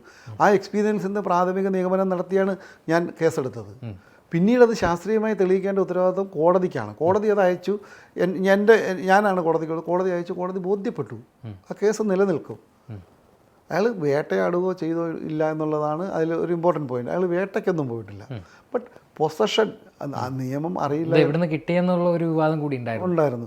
അതല്ല, പൊസഷൻ അതൊക്കെ എവിടുന്ന് കിട്ടിയാലും അത് കയ്യിൽ വെക്കാൻ പാടില്ല. അത് അറിഞ്ഞുകൊണ്ടാണ് വെച്ചത്. അല്ല, ഈ കൈവശം വെക്കുന്ന ആളോടൊപ്പം ഇത് ഇയാൾക്ക് കൊടുത്ത ഒരാളിലേക്ക് അന്വേഷണം ഫോറസ്റ്റിൻ്റെ ഭാഗത്തു നിന്ന് പോകില്ലേ? തീർച്ചയായിട്ടും ഉണ്ടാകും. പക്ഷേ അത് അന്വേഷണത്തിൽ കേസിൻ്റെ ഭാഗങ്ങളാണ്. ഞാൻ അന്വേഷണ ഉദ്യോഗസ്ഥനായിരുന്നത് കൊണ്ട് ഞാൻ അതിനെക്കുറിച്ച് കൂടുതൽ പറയാൻ ബുദ്ധിമുട്ടാണ്. അതുപോലെ തന്നെ ഇനി ആനക്കൊമ്പും കൈവശം വെക്കാൻ പറ്റില്ല, അത് പ്രത്യേക അനുമതി വാങ്ങി കൈവശം വെക്കാമെന്ന് പറയുന്നുണ്ട്. തീർച്ചയായിട്ടും ഈ ആന 2 ഇനമില്ല, നാട്ടാനയും കാട്ടാനയുണ്ട്. ഇപ്പോൾ എൻ്റെ ഉടമസ്ഥതയിലുള്ള ആന മരിക്കുമ്പോൾ ഞാൻ റിക്വസ്റ്റ് കൊടുത്ത് എൻ്റെ വീട്ടിൽ സൂക്ഷിച്ചോളാം എന്ന് പറഞ്ഞാൽ ഡിക്ലറേഷൻ കൊടുത്തു കഴിഞ്ഞാൽ വനംവകുപ്പ് വീട്ടിൽ സൂക്ഷിക്കണം, അതവിടെ ഉണ്ടായിരിക്കണം എന്നുള്ളത്. അവന് സൂക്ഷിക്കാൻ ലൈസൻസ് കൊടുക്കുക, അവനത് ഉപയോഗിക്കാം. നാട്ടാന അവൻ്റെ ഉടമസ്ഥതയിലുള്ളതിന്. മോഹൻലാലിൻ്റെ കേസിൽ നിങ്ങൾ പറയുന്നത് മോഹൻലാലല്ല ഉടമസ്ഥൻ, വേറൊരാൾ മോഹൻലാലിന് കൊടുത്തതാണ്. ആനക്കൊമ്പ് കൈമാറ്റം ചെയ്യുന്നത് പോലും ഗുരുതരമായ കുറ്റമാണ്. അതാണ് മോഹൻലാലിൻ്റെ പേരിലുള്ള ആരോപണം. അല്ലാതെ മോഹൻലാൽ വേട്ടയാടിയെന്നോ ഒന്നും അതിൽ പറയുന്നില്ല. മോഹൻലാലിന് വേറൊരാൾ കൊടുത്തു എന്ന് രേഖകൾ കോടതിയിൽ സമർപ്പിച്ചു. അതൊക്കെയാണ് ബന്ധപ്പെട്ട് ഉണ്ടായ പ്രശ്നങ്ങൾ. സാർ, ഈ നാട്ടിലെ നിയമങ്ങളും കാട്ടിലെ നിയമങ്ങളും വ്യത്യസ്തമാണെന്ന് പറയുന്നുണ്ട്. നമ്മുടെ അട്ടപ്പാടി ഒരു മദ്യനിരോധിത മേഖലയാണ്. അതുമായി ബന്ധപ്പെട്ടൊരു സിനിമയായിരുന്നു ഈ അയ്യപ്പനും കോശിയും. അപ്പോൾ അതിൽ തന്നെ പറയുന്നുണ്ട്, നാട്ടിൽ പോലീസിൻ്റെ കയ്യിൽ കിട്ടുന്നത് പോലെയല്ല ഈ ഫോറസ്റ്റുകാർ കൈകാര്യം ചെയ്യുന്നതെന്ന് കേട്ടിട്ടുണ്ട്. അപ്പോൾ ഇതിനകത്ത് എന്തെങ്കിലും വസ്തുതകളുണ്ടോ? അത് പൊതുവേ കഥകളായിട്ട് ആൾക്കാർ പറയുന്നതാണ്. ഫോറസ്റ്റുകാർക്ക് വല്ലപ്പോഴും ഒരു പ്രതിയെ കിട്ടുകയുള്ളൂ. അപ്പോൾ കിട്ടുമ്പോൾ എല്ലാവരും കൂടി പക്ഷേ ഇത് കാടുമായിട്ട് ബന്ധപ്പെട്ട ഒരു കുറ്റകൃത്യം ചെയ്തു വരുന്ന ഒരാൾ ഒരു വന്യമായിട്ടുള്ള ശക്തിയുള്ള ആളായിരിക്കും, അല്ലെങ്കിൽ അയാൾ പെട്ടെന്ന് ആ ഒരു ചോദ്യം ചെയ്യലിനോട് സഹകരിക്കാൻ താല്പര്യപ്പെടുന്ന അല്ലെങ്കിൽ സഹകരിക്കുന്ന ഒരാളായിരിക്കില്ല. തീർച്ചയായിട്ടും. ഈ പണ്ട് ഞാൻ സർവീസിൽ കയറിയ സമയത്തൊക്കെ പറയായിരുന്നു, പോലീസുകാരെ കിട്ടിയാൽ ഒരു മയമുണ്ട്, ഫോറസ്റ്റുകാരെ കിട്ടിയാൽ ഒരു മയവും കാണിയല്ല. ഫോറസ്റ്റുകാരെ കുറിച്ച് പഴയ ആൾക്കാരോട് ചോദിക്കുമ്പോഴത്തേക്ക് അവൻ ഇനി ഒരു കാട്ടിലെ പഠിക്കാൻ പോകുന്നതെങ്കിൽ നല്ല ഇടി കൊടുക്കണമെന്നൊക്കെ പറയും. അപ്പോൾ അങ്ങനെ ഒരു സംസാരം പൊതുവെ ഫോറസ്റ്റുകാരെ കുറിച്ചുണ്ട്, നല്ല ഇടി ഇടിക്കുന്നത്. ഇനി ഫോറസ്റ്റിലെ ഒരു അത്യാവശ്യം ഇടനിലയുള്ള ജീവനക്കാരും രാഷ്ട്രീയക്കാരും ആരും പറഞ്ഞാൽ കേൾക്കത്തില്ല. കിട്ടുമ്പോൾ അവർ പേപ്പറാക്കും. വിട്ടുവീഴ്ചകൾക്കൊന്നും തയ്യാറാകാറില്ല. ഒരു പരിധി വരെ കോംപ്രമൈസോ അങ്ങനെയൊന്നുമില്ല. അവർ കേസാക്കി അവരവരുടെ ഭാഗം സേഫ് ചെയ്ത് വിടും. പിന്നീടുള്ള എന്ത് ഇത് വന്നാലും അവർ പ്രതി രക്ഷപ്പെടാതിരിക്കാനുള്ള പണി അവർ ചെയ്തു വെക്കും. കേസിൻ്റെ കുരുക്ക് കുറച്ചുകൂടി മുറുക്കി വിടും. ഒരു അതാ പറഞ്ഞാൽ മേലിൽ നിന്നുള്ള സ്വാധീനങ്ങൾക്കൊന്നും വഴി കൊടുക്കാറില്ല. അങ്ങനെയൊക്കെ ഉള്ളതുകൊണ്ടാണല്ലോ അല്ല അങ്ങനെയൊക്കെ ഉള്ളതുകൊണ്ടാണ് ഈ 28-30%, 27% വനം ഇപ്പോഴും നിലനിൽക്കുന്നത്. ഏറ്റവും കൂടുതൽ അതിർത്തിയിലുള്ളവരുടെയും കയ്യേറ്റക്കാരുടെയും ശത്രുക്കൾ ഞങ്ങളാണ്. ജീവനക്കാർ പോയി സമ്മതിക്കില്ല, ഒരു ജീവനക്കാരനും ഭൂമി കയ്യേറാൻ സമ്മതിക്കില്ല. 99 ഞാൻ സർവീസിൽ കയറിയ സമയത്ത് അന്ന് കുറച്ച് നമ്മളൊക്കെ ആക്റ്റീവാണ് വനം വകുപ്പിൽ, നമ്മൾ ഇൻട്രസ്റ്റ് കൊണ്ട് വന്നതാണ്. അത് വന്ന് ആദ്യം പെട്ടത് ശരിക്കും നേരിയമംഗലത്താണ്. അപ്പോൾ ഞാൻ ജോയിൻ ചെയ്യാൻ മൂന്നാറേക്ക് പോകുന്ന വഴി നേരിയമംഗലം കാണുന്നു. അവിടെ ഒരു സ്റ്റേഷൻ, റോഡ് സൈഡിൽ വെള്ളച്ചാട്ടം. അപ്പോൾ അതൊക്കെ കണ്ടപ്പോൾ എനിക്ക് ഭയങ്കര ദൈവം ഇവിടെ തന്നെ കിട്ടണമെന്ന് വിചാരിച്ചു. പക്ഷേ ആ സ്ഥലത്തിൻ്റെ ഒരു അപകടം എന്ന് പറയുന്നത് ഏറ്റവും കൂടുതൽ കേരളത്തിൽ വനം കുറ്റകൃത്യം നടക്കുന്ന സ്ഥലമാണ്. കർഷകത്തിന് അവിടെ തന്നെ വെച്ചു. പക്ഷേ അതുമായിട്ട് പൊരുത്തപ്പെട്ട് നല്ല രീതിയിൽ ചെയ്യുന്നു. നല്ല കുറേ ജീവനക്കാർ ഇവിടെ ഉണ്ടായിരുന്നു, സീനിയേഴ്സായിട്ടുള്ള ഒത്തിരി പേര്. അപ്പോൾ അവരുമായിട്ട് ബന്ധപ്പെട്ട് ഈ മാമലക്കണ്ടം ഭാഗം എപ്പോഴും ആനവേട്ട, മരം മുറി, കയ്യേറ്റം, വാറ്റ്, ഇങ്ങനെയുള്ള എന്നും പ്രശ്നമുള്ള സ്ഥലമാണ്. അപ്പോൾ ഒരു ദിവസം ഇങ്ങനെ പോയി ചെന്ന് കഴിഞ്ഞപ്പോഴത്തേക്ക് എന്നോട് ഇവർ പോകുന്ന വഴിക്ക് സഹപ്രവർത്തകർ പറഞ്ഞു, ഇങ്ങനെ ഒരു വാസു എന്ന് പറഞ്ഞൊരുത്തരുണ്ട്, അവന് കേരളത്തിൽ എവിടെ ആനവേട്ട ഉണ്ടായാലും ആ സ്ഥലത്തുള്ള ഫോറസ്റ്റുകാരും പോലീസുകാരും ഒക്കെ ഇവൻ എവിടെയുണ്ടെന്ന് അന്വേഷിക്കും. അതെവിടെ ആനവേട്ട ഉണ്ടെങ്കിലും അന്വേഷിക്കുന്ന കൂട്ടത്തിൽ അങ്ങനെ ഒന്ന് രണ്ട് പേര് ഒരു ഒറ്റ കൈ സൂപ്പറോ അങ്ങനെ പറഞ്ഞ് ചാലക്കുടി സ്ഥലത്ത് അവരൊക്കെ വേട്ടക്കാരായിരുന്നു. സൂപ്പറിനൊക്കെ എവിടെ പോയി എന്ന് പെട്ടെന്ന് അന്വേഷിക്കും. അവനെ കഴിഞ്ഞ ഒരാഴ്ചയായിട്ട് ഇവിടെ ഇല്ലെന്ന് പറഞ്ഞാൽ അവനുണ്ടാകുന്നുള്ള ഉറപ്പാണ്. അപ്പോൾ ഈ വാസുവിനെ കുറിച്ച് അന്വേഷിച്ചപ്പോഴത്തേക്കും ഞാൻ മാമലക്കണ്ടം ജംഗ്ഷന് മുമ്പായിട്ട് താഴത്തേക്ക് ഒരു ചെറിയൊരു തോട്. അപ്പോൾ തോടിൻ്റെ സൈഡിൽ ഒരാൾ നിൽക്കുമ്പോൾ ഞങ്ങൾ അന്ന് നടന്നാ പോകണം, വാഹനങ്ങളൊന്നുമില്ല. മാമലക്കണ്ടം റൂട്ടിൽ ഒരു ബസ്സേ ഉള്ളൂ, പിന്നെ ഈറ്റവണ്ടിയാണ്. അപ്പോൾ കുറേ നടന്ന് ഒരു 2.5 മണിക്കൂർ നടന്നവിടെ ചില അവിടെയൊക്കെ കറങ്ങും, വിവരങ്ങളൊക്കെ ശരിക്കും തിരിച്ചു വരും. അപ്പോൾ ഇങ്ങനെ എന്നോട് കൂടെ ഉണ്ടായിരുന്ന തങ്കപ്പൻ നായർ സീനിയറാണ്, പുള്ളി കുറച്ച് നന്നായിട്ട് ജോലി ചെയ്യുന്ന മനുഷ്യനാണ്. പുള്ളി എന്നോട് പറഞ്ഞു, സാർ ഇതാണ് വാസുവിൻ്റെ വീടെന്ന് പറഞ്ഞു. അപ്പോൾ ഞാൻ പറഞ്ഞു, അപ്പോൾ ആരാന്ന് ചോദിച്ചാൽ പറഞ്ഞു, സാർ എവിടെ കേരളത്തിൽ ആനവേട്ട ഉണ്ടെങ്കിലും ഇവൻ്റെ അറിവില്ലാതെ നടക്കുകയില്ല, ഭയങ്കര ഫ്രോഡാണ്, ഭയങ്കര ആരോഗ്യവാനാണ്, ഒരു 6 ഫുട്ടറാണ്, താടിയൊക്കെ വെച്ച് കണ്ണൊക്കെ കുഴിഞ്ഞ് കവിളൊക്കെ കുഴിഞ്ഞൊരു ഒക്കെ അന്നൊരു 30-35 വയസ്സേ ഉള്ളതാണ്, എനിക്കന്ന് 27-28 വയസ്സേ ഉള്ളൂ. അപ്പോൾ ആണെന്ന് പറഞ്ഞു. അപ്പോൾ അങ്ങനെ നമുക്ക് അവൻ്റെ വീടൊന്ന് കയറി നോക്കിയാലെന്ന് പറഞ്ഞു. അപ്പോൾ അവൾ ഒരു സാർ അത് സൂക്ഷിച്ച് വേണം, അവനാൾ അപകടകാരിയാന്ന് പറഞ്ഞു. എന്ത് അപകടകാരി, നമുക്ക് പരിശോധിക്കാൻ അധികാരം. അപ്പം നമ്മളന്നേരം തന്നെ ഫോറസ്റ്റുകാരനായി കയറി നോക്കാമെന്ന് പറഞ്ഞു. ഞങ്ങൾ രണ്ടുപേരും ഈ വീട്ടിലേക്ക് ചെറിയ ഒരു തോട്ടിലേക്ക് ഒരു ചെറിയ കമ്പിടണം, അതിലേക്ക് കയറി ചെന്നപ്പോഴത്തേക്കും ഇവൻ ഇറങ്ങി പുറത്തേക്ക് വന്നു. എന്ന് വെച്ചാൽ എന്താണെന്ന് ചോദിച്ചു. അപ്പോൾ ഞാൻ പറഞ്ഞു, ഞാൻ പുതിയ ഫോറസ്റ്റാണെന്ന് പറഞ്ഞു. എന്താ കാര്യമെന്ന് ചോദിച്ചു.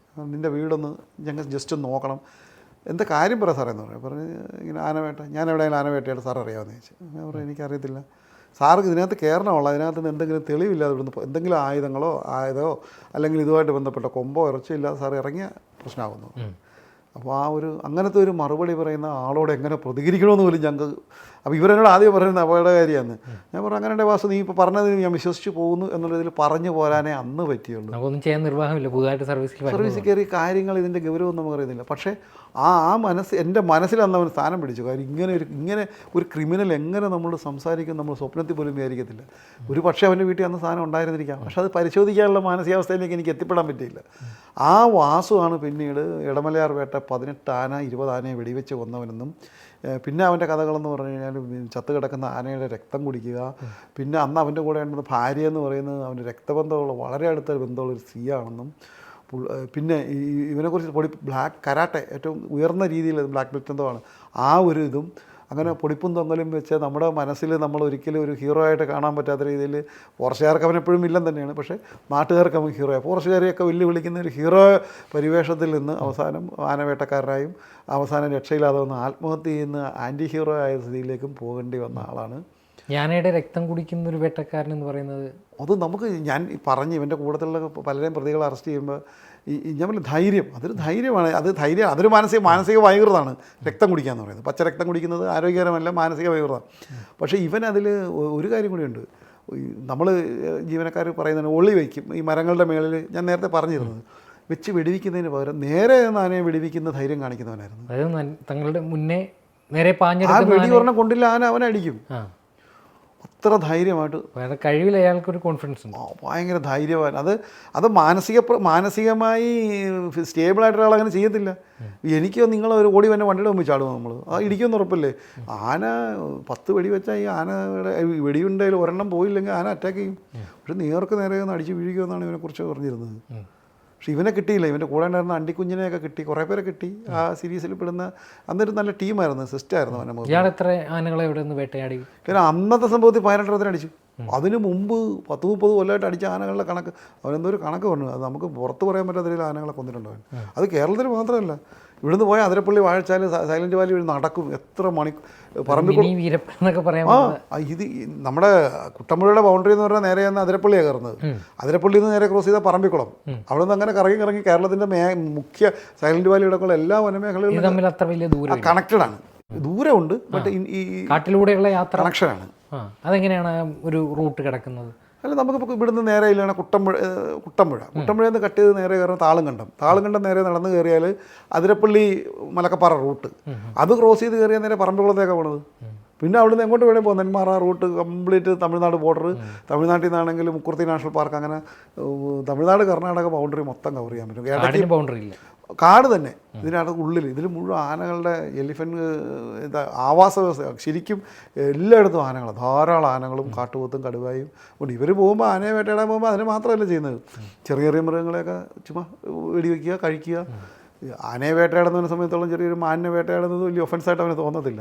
നമുക്കാണ് ഇതൊക്കെ വലിയ ഗുരുതരമായ പ്രശ്നങ്ങൾ. നിയമം പാലിക്കുന്ന അല്ല, ആനയെ വേട്ടയാടുന്നതും മാനിനെ വേട്ടയാടുന്നതും ഒരേ ക്രൈമാണോ? അല്ല, അതിന് ഷെഡ്യൂൾ അനുസരിച്ച് ഗൗരവം വരുമല്ലോ. ഷെഡ്യൂൾ 1, ഷെഡ്യൂൾ 2 എന്ന് പറഞ്ഞ് ഇതിൻ്റെ ഗൗരവം അനുസരിച്ച് പ്രയോറിറ്റി അനുസരിച്ചൊക്കെ ഷെഡ്യൂൾഡായിട്ട് തിരിച്ചിട്ടുണ്ട്. അപ്പോൾ ഏറ്റവും ഗുരുതരമായിട്ടുള്ളൊരു ആന കടുവയൊക്കെ ഭയങ്കര ഗുരുതരം തന്നെയാണ്. ആനയും കടുവയാണ് ഏറ്റവും. അല്ല, അങ്ങനെയല്ല, ആ കൂട്ടത്തിൽ കുറേ ജീവികളുണ്ട്.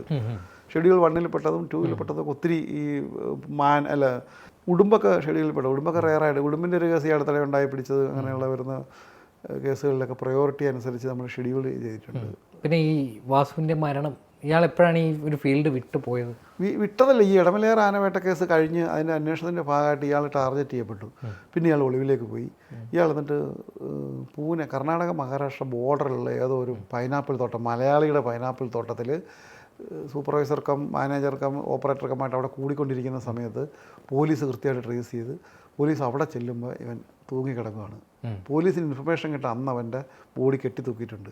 മേ ബി എ മർഡർ, സൂയിസൈഡിൻ്റെ പോസിബിലിറ്റീസ് കുറവാണ്. അവനങ്ങനെ ചെയ്യാനാണെങ്കിൽ എപ്പോഴും ചെയ്യണം. കുടുംബ പ്രശ്നങ്ങൾ, ആരോഗ്യ പ്രശ്നങ്ങൾ, പ്രായാധിക്യം. അപ്പോൾ അവിടെ പോയി സൂയിസൈഡ് ചെയ്യേണ്ട കാര്യമില്ല. അപ്പോൾ അതിലേക്ക് കൂടുതൽ പിന്നെ അവനെ പോലെ ഒരാൾ ഒഴിവായി പോകുന്നത് പോലീസ് അവിടെ ചെല്ലുമ്പോൾ അഴുകിയ നിലയിലായിരുന്നു, വിട്ട് കിടക്കുമായിരുന്നു കൂടിയത്. അല്ല, അത് അവൻ ചെയ്ത കൃത്യത്തിനുള്ള അർഹമായ മരണമാണ് അവന്. പരിസ്ഥിതിയിൽ ഈ ശരിക്കും ആനയൊക്കെ കൊല്ലുക എന്ന് പറഞ്ഞു കഴിഞ്ഞാൽ യാതൊരു ദയ അർഹിക്കുന്നില്ല. ഈ ആന ഒരിക്കലും അതിൻ്റെ ഹാബിറ്റാറ്റിൽ അത് വെറും സാധുവായ ജീവി, അത് ഭക്ഷണം കഴിക്കുന്ന കറങ്ങി കിടക്കുന്ന കുട്ടികൾ ഒക്കെ ആയിട്ട് സന്തോഷിച്ച് ജീവിക്കുന്നതിനിടയിൽ നമ്മൾ മനുഷ്യൻ നുഴഞ്ഞു കയറിയാണ് അതിനെ കൊല്ലുന്നത്. ഇപ്പോൾ പല പ്രതികളിലെയും നമ്മൾ അറസ്റ്റ് ചെയ്യുമ്പോഴത്തേക്ക് ഇവർ ഈ ആനയെ തലയ്ക്കാണ് വെടിവെക്കുന്നത്. കഴുത്തോ തലയ്ക്കൊക്കെ വെടിവെച്ച് വീണ് കഴിഞ്ഞാൽ കുറച്ച് നേരം അതവിടെ കിടന്നു കഴിഞ്ഞാൽ ഇത് വന്നു കഴിഞ്ഞ് ഇവർ തല വെട്ടിപ്പൊളിച്ചാണ് ആന കൊമ്പെടുക്കുന്നത്. അത് കൊമ്പ് പുറത്ത് കാണുന്നതിന് അതുപോലെ തന്നെ കുറേ അകത്തേക്കും ഈ ആനയുടെ തലയൊട്ടിക്ക് അവിടം വരെ ഇത് വെട്ടിപ്പൊളിച്ച് കീറി എടുത്തിട്ട് ഈ കൊമ്പിൻ്റെ കുറേ ഭാഗത്തേക്ക് മാംസം ഉള്ളിൽ കാണും. അത് ഇവർ എടുത്തിട്ട് നോർമലി നമ്മൾ സോഷ്യൽ പോർഷനിലൊക്കെ ചെയ്യുന്ന ചൂടുവെള്ളത്തിലാണ് ഇവരതെടുത്ത് അതേപടി തന്നെ തല പൊളിച്ച് എടുത്ത് പൊതിഞ്ഞ് കെട്ടി. ശരിക്കും പറഞ്ഞാൽ ഈ ആന വെടിയേക്കുമ്പോഴത്തേക്കും ഇരിക്കും, ഫ്രണ്ട് മുട്ടുകുത്തിയൊക്കെ ഇരിക്കും. ഇത് ഇവരിൽ നിന്ന് ചോദ്യം ചെയ്ത പലരിൽ നിന്നും കിട്ടിയ വിവരങ്ങളാണ് നമുക്ക്. ആന കരയുന്ന പോലെ, വിഷമിച്ച് കരയുന്ന പോലെ കരഞ്ഞുകൊണ്ട് ഇരുന്ന് മരിക്കുമെന്നാണ് പറയുന്നത്. അപ്പോൾ അങ്ങനെയുള്ള വാർത്തകൾ കേട്ട ഞങ്ങൾ ഫോറസ്റ്റുകാർക്ക് ഒരു വേട്ടക്കാരനെ കിട്ടിയാൽ ഞങ്ങൾ എങ്ങനെയാണ് പെരുമാറേണ്ടത്? ഒരു ദാക്ഷിണ്യം കാണിക്കത്തില്ല. പ്രത്യേകിച്ച് ആനയെ വേട്ടയാടി കിട്ടുന്ന പ്രതികളോട്, അല്ല അതിൻ്റെ അത് വാങ്ങുന്നവനോട്, വിൽക്കുന്നവനോട്, ആനക്കൊമ്പ് കാട്ടിലെ ആനകളുടെ ഒന്നോട് ഞങ്ങളുടെ ജീവനക്കാർ യാതൊരു ദയം കാണിക്കാറില്ല, നിയമപരമായിട്ടും അല്ലാതെയും. അവർ അത്രയ്ക്കും നമുക്ക് ശരിക്കും ഇതുള്ള ആന കരഞ്ഞുകൊണ്ടാണ് മരിക്കുന്നത്. പക്ഷേ അതിൻ്റെ ഹാബിറ്റാറ്റിൽ ചെന്ന് കയറി അതിനെ കൊല്ലേണ്ട കാര്യം എന്തായിരിക്കുന്നത്? ഇവന് കിട്ടുന്ന 50,000 1 ലക്ഷം അല്ലെങ്കിൽ 2 ലക്ഷം രൂപയാണ്. ആ ചെറിയ തുകയ്ക്ക് വേണ്ടിയിട്ടാണ് ഒരു കൂട്ടത്തിലൊരു കൊമ്പന് വളരെ എണ്ണം കുറവാണ്. അതിനെ പ്രൊട്ടക്റ്റ് ചെയ്തുകൊണ്ടാണ് മുഴുവൻ പിടിയാനങ്ങളും ഈ കൊമ്പൻ ഒരെണ്ണേ ഉള്ള 2 എണ്ണേ ഉള്ളു കുട്ടിക്കൊമ്പനാണ് അതിനെ പ്രൊട്ടക്റ്റ് ചെയ്തുകൊണ്ട് നടക്കുന്നത്. അതിൽ നിന്ന് ഇവന്മാർ ഇണ തിരിച്ച് മാറ്റിയിട്ടാണ് വെടിവെക്കുന്നത്. വളരെ ദയനീയമായ. അങ്ങനെ ഈ കൂട്ടമായിട്ട് ജീവിക്കുന്ന ഒരു ജീവികളാണ് ഈ ആനകൾ. അപ്പോൾ ഈ കൂട്ടം തെറ്റിക്കുന്നത് എങ്ങനെയാണ് ഇവർ? അല്ലേ, ശരിക്കും പിടിയാനകൾ ആണ് ഒരു ആനക്കൂട്ടത്തിൻ്റെ ക്യാപ്റ്റൻ. തലവൻ പിടിയാനകളാണ്. കുഞ്ഞുങ്ങളുണ്ട്, കുഞ്ഞുങ്ങൾക്ക് ഭയങ്കര പ്രയോറിറ്റി. അതിന് അമ്മ മാത്രമല്ല, അതിൻ്റെ അമ്മയുടെ ചേച്ചി അനിയത്തി അവരുടെ ബന്ധുക്കളോ അല്ലെങ്കിൽ ആ കൂട്ടത്തിലുള്ള എല്ലാ പിടിയാനങ്ങളും കുഞ്ഞുങ്ങൾക്ക് നല്ല പ്രയോറിറ്റി കൊടുക്കും. ഈ നോർമലി ഒരു കൂട്ടത്തിൽ 2-3 കൊമ്പനുണ്ടെങ്കിൽ അവന്മാർ ഒറ്റയ്ക്കൊറ്റയ്ക്ക് മാറും, ഇണ ചേരാനും മറ്റ് സാധനങ്ങളൊക്കെ ആയിട്ട്. വലിയ കൊമ്പനുണ്ട് ഈ കൂട്ടത്തിലുണ്ടാവും, ഈ ഇണ ചേരാനും അനന്തര തലമുറയ്ക്കും വേണ്ടിയിട്ട്. അവനെയാണ് ഇവർ ടാർഗറ്റ് ചെയ്യുന്നത്. ഒറ്റയ്ക്ക് കിട്ടി നോക്കി ഇരുന്ന് ഒളി വെച്ചും അതിനെ കറക്റ്റായിട്ട് അതിനെ വെടി വെച്ചിടും. മറ്റ് ഒറ്റയ്ക്ക് പോകണ കൊമ്പനെ കിട്ടാൻ അങ്ങനെ സാധ്യത അവർ നഷ്ടമാണ്. ശരിക്കും കൂട്ടത്തിലുള്ള 2-3 ഈ വരുന്നവൻ ബിസിനസ് മൂവ്മെൻറ്റിലാണല്ലോ വരുന്നത്. ഈ വെറുതെ ആനയെ തമാശക്ക് വേട്ടയാടുന്നതല്ല. അതിൻ്റെ ഇറച്ചിയൊന്നും ഇവരെടുക്കാറില്ല. ഇറച്ചി ഭക്ഷിക്കുന്ന ആളുകളുണ്ട്, ഉണ്ട് കേട്ടിട്ടുണ്ട്. പണ്ടൊക്കെ ഈ നാച്ചുറൽ ഡെത്തുള്ള, അത് ഇതിൽ പറയാമെന്ന് നമുക്കറിയത്തില്ല, നാച്ചുറൽ ഡെത്തിലൊക്കെ വരുന്ന ആനയുടെ ഇറച്ചികൾ ഈ പോസ്റ്റ്മോർട്ടത്തിന് വരുന്നവർ ഇച്ചിരി എടുത്തോട്ടെ എന്നൊക്കെ ചോദിച്ച് എടുത്തിട്ട് പോകാറുണ്ട്. അവർക്ക് കറി വെച്ച് അവർ കഴിക്കും. ട്രൈബ്സൊക്കെ ചിലരൊക്കെ ചെയ്യുന്നതായിട്ട് കേട്ടിട്ടുണ്ട്. നമ്മൾ നേരിട്ട് അനുഭവം എടുക്കും. അത് നമുക്ക് പോത്തും ആട്ടിറച്ചി എന്നൊക്കെ പറയുന്ന പോലെ ആയിരിക്കാം അവർക്ക്. അങ്ങനെ ചെയ്യുന്നവരുണ്ട്. നമ്മുടെ ആൾക്കാർ നാട്ടിലുള്ളവർ ചെയ്തതായിട്ട് കേട്ടിട്ടില്ല. അങ്ങനെയൊന്നും വേട്ടയാടുന്നവരും അങ്ങനെ ചെയ്യുന്നത് കേട്ടിട്ടില്ല. അവർ ചെയ്യുന്നത് കൊമ്പെടുക്കുക, ഡ്രോപ്പ് ചെയ്യുക. അവരതിന് അല്ലാതെ തിന്നാനുള്ളതിനൊക്കെ ആ കൂട്ടത്തിൽ ചെയ്യും. അപ്പോൾ നമ്മൾ ഈ ഇടമലയാർ കേസിൽ പോത്തിന് ആനയെ വേട്ടയാടിയ പോലെ തന്നെ കൂട്ടത്തിൽ നമ്മൾ ആവിനെയും മുള്ളമ്പന്നീനെയൊക്കെ വേട്ടയാടിയ കേസ് എടുത്തിട്ടുണ്ട്. മുള്ളമ്പന്നി 4-5 കിലോയുള്ള ഇറച്ചിയുള്ളതുകൊണ്ട് അവർക്ക് എളുപ്പത്തിൽ പിടിക്കാനും പറ്റും. മുള്ളമ്പന്നി ആൾക്കാരുടെ അടുത്തൊക്കെ വരും, അപ്പോൾ പെട്ടെന്ന് പിടിച്ചിടും. മ്ലാവ് എപ്പോഴും ആളുകളുടെ അടുത്ത് വരും. ഈ വയനാട്ടിലൊക്കെ വിസിബിളാണ്. വയനാട്ടിൽ പുള്ളിമാൻ ആവശ്യത്തിലധികമുണ്ട്, ഇഷ്ടംപോലെ ഉള്ളതുകൊണ്ട്. അതുപോലെ നിഷ്കളങ്കരായ ജീവികളാണ്. അതുങ്ങൾക്ക് ഒരിക്കലും ഹണ്ടിങ് ഉണ്ടെന്നോ ഒന്നും തിരിച്ചറിയാൻ പറ്റില്ല. അല്ല, എന്തിനാണ് അതുകൊണ്ട് അതിനെ കൃത്യമായിട്ട് ഒത്തിരി പേര് ഇത് കൂടുതലും ചെയ്താലും അറിയാതെയൊക്കെ പോകും, ഒത്തിരി പേര് ചെയ്യുന്നുണ്ടാവും. പക്ഷേ ഒറ്റും പിന്നെ നമുക്ക് കിട്ടുന്ന രഹസ്യ വിവരങ്ങളും കാരണമാണ് കൂടുതൽ കേസും പിടിക്കുന്നത്. ഈ വാരിക്കുഴി വെച്ച് ആനെ പിടിക്കുന്നൊരു അതൊക്കെ നിർത്തി. മുൻകാലങ്ങളിൽ ആന ഗവൺമെൻറ് തന്നെ പിടിച്ചാണ് ഗവൺമെൻറ് നിരോധിച്ചത്. കോടനാടും കോന്നിയിലുമൊക്കെ വാരിക്കുഴികളുണ്ടായിരുന്നു. ചെറിയ കുഴിയിൽ ചപ്പൊക്കെ ഇട്ട് മൂടി ചെറിയ പലയൊക്കെ വെച്ചിട്ട് ആന വന്ന് വീഴും. അതിനെ നമ്മൾ കുങ്കി ആനകളെ ഉപയോഗിച്ചിട്ട് ട്രെയിൻ ചെയ്തെടുത്ത് കുങ്കികളായും ആന നമ്മുടെ ആനത്താവളങ്ങളിലെ ആനകളായിട്ടും തടി പിടിക്കാനും ഒക്കെ ഉപയോഗിച്ച് ഒത്തിരി ആനകളുണ്ടായിരുന്നു. ഇപ്പോൾ അങ്ങനത്തെ ആനകളെ പിടിക്കുന്നില്ല. ആനകളെ സംബന്ധിച്ച നിയമങ്ങളെല്ലാം സ്ട്രിക്റ്റാണ്. ആന കൊമ്പ് വ്യാപാരം നിരോധിച്ചു. അങ്ങനെ ഈ കുങ്കിയാനകളെ പലയിടങ്ങളിലും പരിപാലിക്കുന്നുണ്ട് വനംവകുപ്പ് തന്നെ. ഇതിൻ്റെയൊക്കെ പ്രാഥമികമായിട്ടുള്ളൊരു ആവശ്യം എന്താണ്? കുങ്കി എന്ന് പറയുന്നതിനുപരി നമുക്ക് കോന്നിയിലും വയനാട്ടിലാണ് ഇപ്പോൾ കുങ്കികളുള്ളത്. കോന്നിയിലുണ്ടായിരുന്ന സുരേന്ദ്രനായിരുന്നു മേജർ എടുത്ത് അയാളെ വയനാട്ടിൽ കൊണ്ടുപോയി. ഇപ്പോൾ അവിടെ ആവശ്യമായിട്ട് വന്നിട്ടുണ്ട് കോങ്കി സുരേന്ദ്രനെ തിരിച്ചു വേണമെന്ന് പറഞ്ഞു. പക്ഷേ കുങ്കികളെ ഇതുപോലെ കിട്ടുന്ന ആനകളെ ട്രെയിൻ ചെയ്തെടുക്കുന്നതാണ്. കുങ്കികൾ ഒരിക്കലും കാട്ടാനയല്ല നാട്ടാനയല്ല. ആ ഒരു പകുതിയല്ല മുക്കാലോളം വൈൽഡ് ആ വന്യത സൂക്ഷിച്ചുകൊണ്ട്. കാര്യം അവന് ഒരു കുഴിയിൽ വീണ ആനയെ വണ്ടിയെ കയറ്റണമെങ്കിൽ ഇവൻ ഇച്ചിരി റഫായി നിൽക്കണം. അപ്പോൾ അവനെപ്പോഴും അപകടകാരിയായിരിക്കും. അപ്പോൾ അവന് നല്ല ഫുഡും കൊടുത്ത് ട്രെയിനറായിട്ട് നമ്മുടെ സ്റ്റാഫിനെ പോലെയാണ് കുങ്കിയാനകൾ. ഒരു ജീവനക്കാരൻ്റെ ഇത് പോലീസ് നായക്ക് കൊടുക്കുന്ന പോലത്തെ കുറേ ഇമ്പോർട്ടൻസ് കുങ്കിയാനൊക്കെ കൊടുക്കുന്നുണ്ട്. അത് കോന്നിയിൽ അല്ല വയനാട്ടിൽ കുറേ അധികം കുങ്കിയാനകളുണ്ട്. നന്നായി ട്രെയിൻഡാണ്. അവന് ശരിക്കും ആന വരുമ്പോൾ കയറിയില്ലെങ്കിൽ ഇടിച്ചിടിച്ചാണ് മറ്റേ വണ്ടിക്കകത്തേക്ക് നമ്മൾ പിടിക്കുന്ന. അരിക്കൊമ്പനെ കയറ്റുന്നത് മയക്കത്തിൽ നിൽക്കുമ്പോൾ പോലും അരിക്കൊമ്പൻ വയലൻ്റാണ്. അരിക്കൊമ്പൻ അങ്ങനെയൊന്നും മരുന്ന് കേൾക്കത്തില്ല, കുറച്ച് വയലൻ്റാണ്. നല്ല ഹെൽത്തിയാണ്. അവനെ ഇടിച്ച് കയറ്റുന്ന ഈ സുരേന്ദ്രനും വേറെ എനിക്ക് പേരൊന്നും കൃത്യമായിട്ട് ഓർമ്മയില്ല, വയനാട്ടിൽ നിന്നുള്ള കുങ്കികളാണ്. കുങ്കികൾ വെൽ ട്രെയിൻഡാണ്. അവർക്ക് കൃത്യമായ പരിചരണമുണ്ട്. അവർക്ക് സീസണാകുമ്പം ചികിത്സയുണ്ട്. നേരിട്ട് അറിയാവുന്ന സുരേന്ദ്രനാണ്. സുരേന്ദ്രൻ ഞാൻ കോന്നി റേഞ്ച് കോന്നി സുരേന്ദ്രനൊക്കെ ആനപ്രേമികൾ ഒരുപാട് ആകാംക്ഷയോടെ കാത്തിരുന്ന അല്ല. ഇത്തരത്തിൽ നാട്ടാനകൾ ഇപ്പോൾ എണ്ണത്തിൽ വളരെയധികം കുറവുണ്ട്. അപ്പോൾ ഇത്തരത്തിൽ ആനകൾ നാട്ടാനകളാക്കി എഴുന്നള്ളത്തിനൊക്കെ കൊണ്ടുപോകുമെന്ന് വിചാരിച്ചിരുന്നപ്പോഴാണ് ഇതിനെ മുത്തങ്ങയിലേക്ക് കൊണ്ടുപോകുന്നത്. വലിയ പ്രശ്നമൊക്കെ അവിടെ ഉണ്ടായിട്ടുണ്ട്. ഉണ്ട് തീർച്ചയായിട്ടും. കോന്നിയിലെ MLA അടക്കം അന്ന് അടൂർ പ്രകാശ് സാറായിരുന്നു. പുള്ളി ഭയങ്കരമായിട്ട് പ്രശ്നം ഉണ്ടാക്കി. അത് അന്നിരുന്ന് DFOടൊക്കെ ഭയങ്കര മോശമായിട്ട് സംസാരിച്ചു. പക്ഷേ കൂടുതലും ഈ സെൻട്രലൈസ്ഡ് ആയിട്ടുള്ള ഓർഗനൈസേഷൻ എല്ലാ പരിപാടിയും ഓർഗനൈസ് ചെയ്യുന്നത് വയനാട്ടിൽ നിന്ന്. അപ്പോൾ അവിടെയാണ് വേണ്ടത്. ഇവിടെ കോന്നിയിൽ പ്രശ്നം ഉണ്ടെങ്കിലും വയനാട്ടിൽ നിന്ന് സുരേന്ദ്രൻ വരും. അപ്പോൾ അതിന് പ്രത്യേക ട്രെയിനിങ്ങും അതിൻ്റെ ഇൻഫ്രാസ്ട്രക്ചറും എല്ലാം ഉള്ളത് വയനാട് ആനക്കൂട്ടിലാണ്. അപ്പോൾ അവിടെയാണ് അത് മെയിൻറ്റെയിൻ ചെയ്യുന്നത്. തിരിച്ച് കോന്നിയിലും പേപ്പാറയുണ്ട് ആനക്കൂട്. അവിടെയൊക്കെ ഇതിൻ്റെ സൗകര്യങ്ങൾ വരുമ്പോൾ ഇങ്ങോട്ട് കൊണ്ടുവരും. ആന കുങ്കിയാന വളരെ അത്യാവശ്യമാണ്. നമ്മൾ പലപ്പോഴും തമിഴ്നാട്ടിലൊക്കെ കുറേ പേരുള്ളവരുണ്ട്. എനിക്ക് എല്ലാം കൃത്യമായിട്ട് ഓർമ്മ വരുന്നില്ലെങ്കിലും കുങ്കിയാനകൾ പേര് കേട്ട കുങ്കിയാനകൾ ആനമല കലീം ആനമല കലീം ഭയങ്കര പേര് കേട്ട കൊമ്പാണ്. ഈ കടുവയെ സ്പെസിഫിക് ആയിട്ട് കടുവയെ മാത്രം വേട്ടയാടുന്ന ഏതെങ്കിലും ക്രിമിനലുണ്ടോ? നമ്മുടെ മേഖലകളിൽ അങ്ങനെ വന്നിട്ടില്ല. ബട്ട് ജിം കോർബറ്റൊക്കെ ഉള്ളപ്പോൾ നോർത്ത് ഇന്ത്യയിലെ ഒരു റിസർവ് സൈൻസ്കാണ് ഏതോ ഒരെണ്ണത്തിൽ മുഴുവൻ കടുവകളെയും വേട്ടയാടി കൊണ്ടുപോയി. അത് അവിടുത്തെ ജീവനക്കാരോ ആരോ അറിഞ്ഞില്ല. പിന്നീട് ഫണ്ടുമൊക്കെ വരും, എല്ലാം ചെയ്യും. കുറേ നാൾ കഴിഞ്ഞ് അറിഞ്ഞ കടുവകളെ വേട്ടയാടിക്കൊണ്ട് പോയെന്ന്. നമ്മുടെ ഇവിടെ കടുവകളെയോ പുലികളെയോ അങ്ങനെ പർപ്പസ്ഫുള്ളി വേട്ടയാടി അതിൻ്റെയൊക്കെ അവയവങ്ങൾ പല്ല് നഖത്തിനും തൊലിക്കുകയൊക്കെയാണ് വില. അത് ചെയ്യുന്ന വ്യാപകമായൊരു സിസ്റ്റത്തിൽപ്പെടുന്ന കള്ളന്മാർ നമ്മുടെ സൗത്ത് ഇന്ത്യയിലില്ല. കാര്യം സൗത്ത് ഇന്ത്യ ടാർഗറ്റ് ചെയ്യാൻ അത്യാവശ്യം നല്ല രീതിയിൽ പ്രൊട്ടക്ഷൻ നടക്കുന്ന മേഖലയാണ് നമ്മുടെ ടൈഗർ സാങ്ച്വറികളും നമ്മുടെ റിസർവും. അപ്പോൾ ഈ വീരപ്പനൊക്കെ ഒരുപാട് ആരാധകരുണ്ടായിരുന്നതാണ്. അത്തരത്തിൽ വീരപ്പനോടുള്ള ആരാധന മൂർത്തിമാനം ഒന്നുമില്ല. വീരപ്പൻ്റെ സ്ഥിതി കണ്ടവരാരും പിന്നെ വീരപ്പൻ്റെ പുറകെ പോകത്തില്ലല്ലോ.